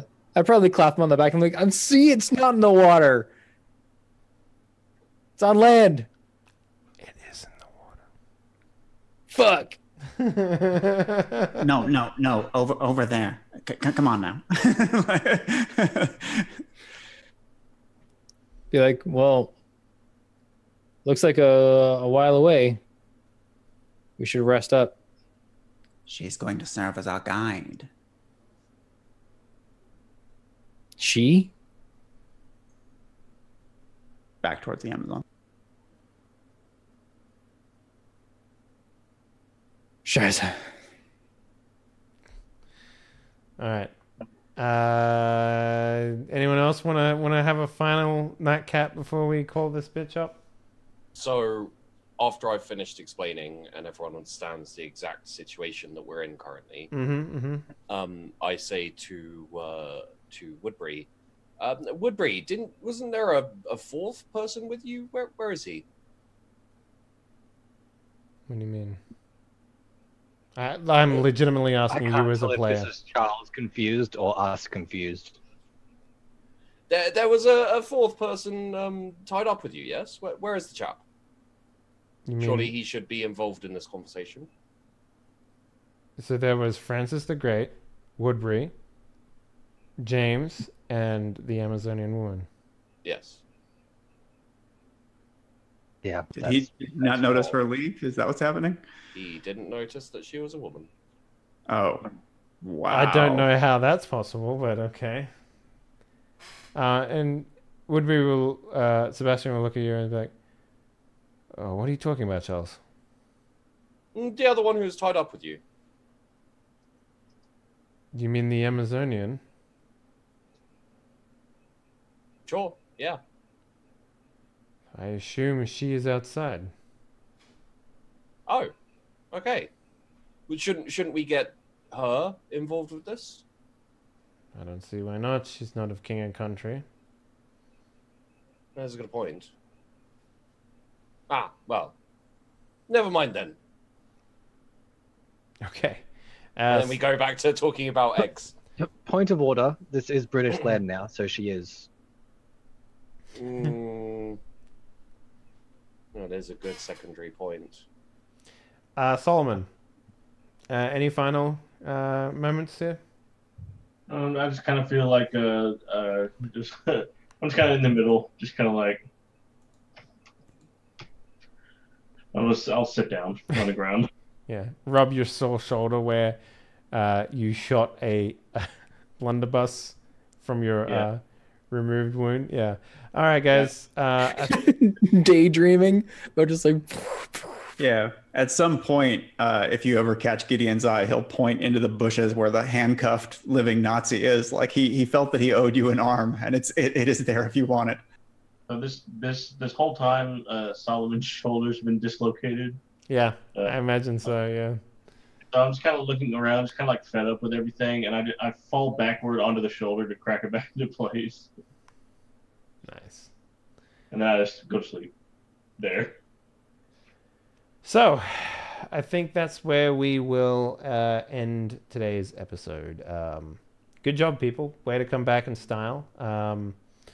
So, yeah, next week I will try and see off Null, because I think that'll be his last episode. So we'll try and wrap up his story a little bit, if you guys will go along with it, that is. Yeah, shit, good episode. Let's do some XP, if I can remember. I think I got the page somewhere around here where the XP goes. 118, okay.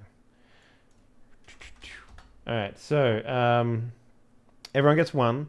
You get another one for facing danger. I want to give... everyone gets one for role-playing, but I want to give a second one to Sheepy, because that was some good stuff. Success, yeah, everyone gets one for that.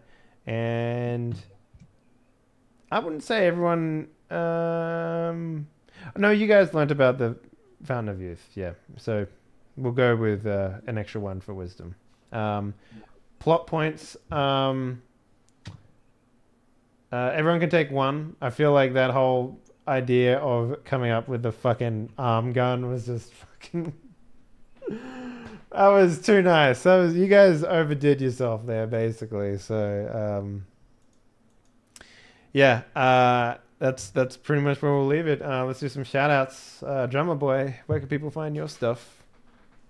People can find me, Drummer Boy, on Twitter and YouTube and Spotify and iTunes and Apple Music and all those places where music is sold.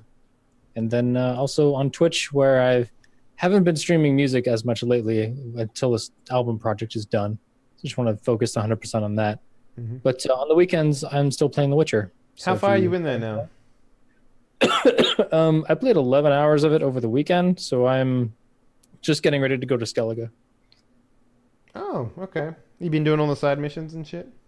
Side missions and just like exploring around the map and grinding so I can be a high enough level to actually face things that are on the map. Because I ran across like level 36 monsters that like I can't fight those. Generally, I like to think that finding the gear is the better way to get better at that game. Mm-hmm. Like I also upped the treasure hunts difficulty. stuff. I went from like the second highest difficulty to like the full highest, Death March. And it's a lot more challenging. And like you actually have to use the appropriate potions and stuff and oils. And I really like that. I didn't enjoy the combat too much in that game. I just wanted to get through the story part. So I thought it was very rote. I guess would be the right word. Yeah. I like the kind of little Slavic lore nods that they have in the side quests. Yeah. Sheepdog, where can people find you, my man? Hey guys, I'm Sheepdog Gaming on YouTube. Search me, you can find me. Fuck yeah. Alright, now speak. What up? Where can people find your stuff? Hey, yeah, you can find me on Twitter at nullspeak.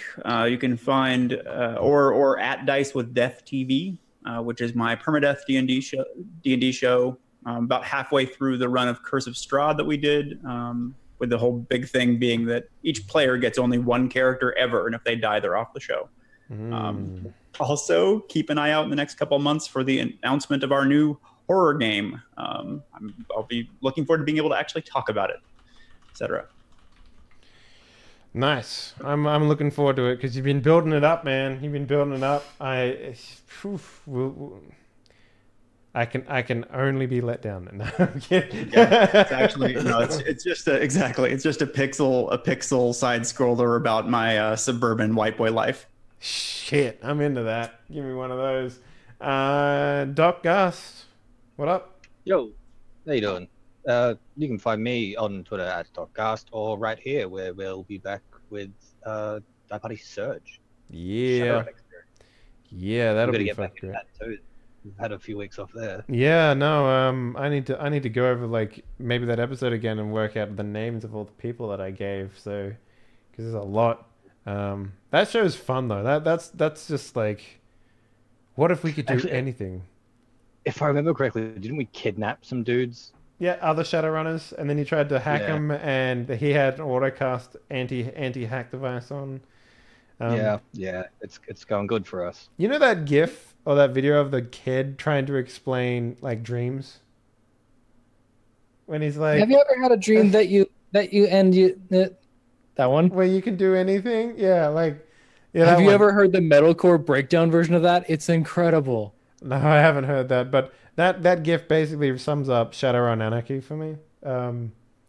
It's literally just stammering until you like come up with a cool thing to do, and then you do it. So, man, that system is so fucking good. They should make a game system out of that. I'd play that game. I'd play that game in a heartbeat. And last but not least, we have Graham, aka Graham_complete. What up, sir? Where can people find your stuff? Always be making. On YouTube. Yeah? On YouTube. Yeah. That's it. Nice.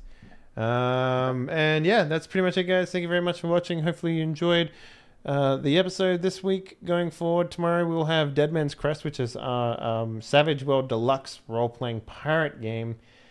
It's pretty fun, that one. I like it a lot. Should be interesting. And then Surge on Thursday, and then board games this Friday. Doc, you still up for that?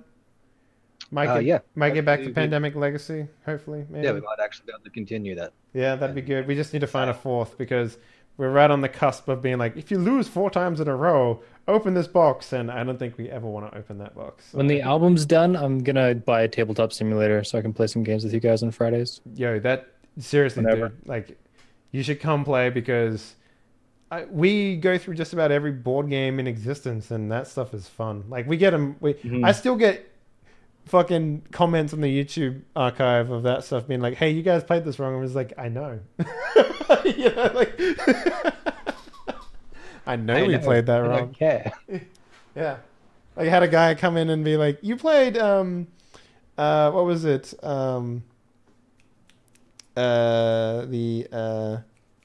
What's that, the guy who always gets stuck on an island all the time? Robinson Crusoe. Robinson Crusoe, yeah. You played Robinson Crusoe wrong. It's like, I think everyone plays Robinson Crusoe wrong. Like, that game is so fucking complicated. It's like, so You did this one thing in Dead of Winter where it's like you did this first and it should have been this afterwards. No, yeah, it's exactly like that. People break down like, actually, the turn order is like this, and if you do it out of order, you're doing it wrong. And it's like, who fucking cares? Like, it doesn't matter. It really doesn't matter. Like, I was in chat one time when some guy was in chat rules lawyering, and you we guys just ignored him. So funny. He was raging in chat. It was so good. Yeah. Well, you know, we can't have fun unless we're doing it I mean, right. And, yeah, we had fun in the end, so who cares? yeah, exactly. Yeah. I think that was Roll for the Galaxy, right? That we were playing, and the guy was in there. Was like, I can get into talk and tell you how to play. It's like, no, dude. No, we don't want to. No, it's fine. Stumbling through it is part of the show. Exactly. And then The attack of Captain Actually. He's like, wait, someone on the internet is wrong. exactly. Yeah. Is there a playlist of your Hollowworth? Yeah, absolutely. Go to the YouTube and you can check it out there. It's in the active Die Party games. I think we're on like, what week are we on now? We're pretty high. I think we're on week 12. This is the 12th episode or something. So we've got quite a few under there. Rogue Trader was hilariously funny. Yeah, it was. Yeah. But yeah. And then on Sunday we have Mouse Guard game, which is Whiskers and Whiskey Academy Tales. We're basically playing Harry Potter and Mouse Guard. It's like imagine teenage mice going through like military school. That's pretty much what that game is. It's cool. It's fun. But yeah, that's pretty much it. Thank you very much for watching. We outie. Have a good one. Bye bye.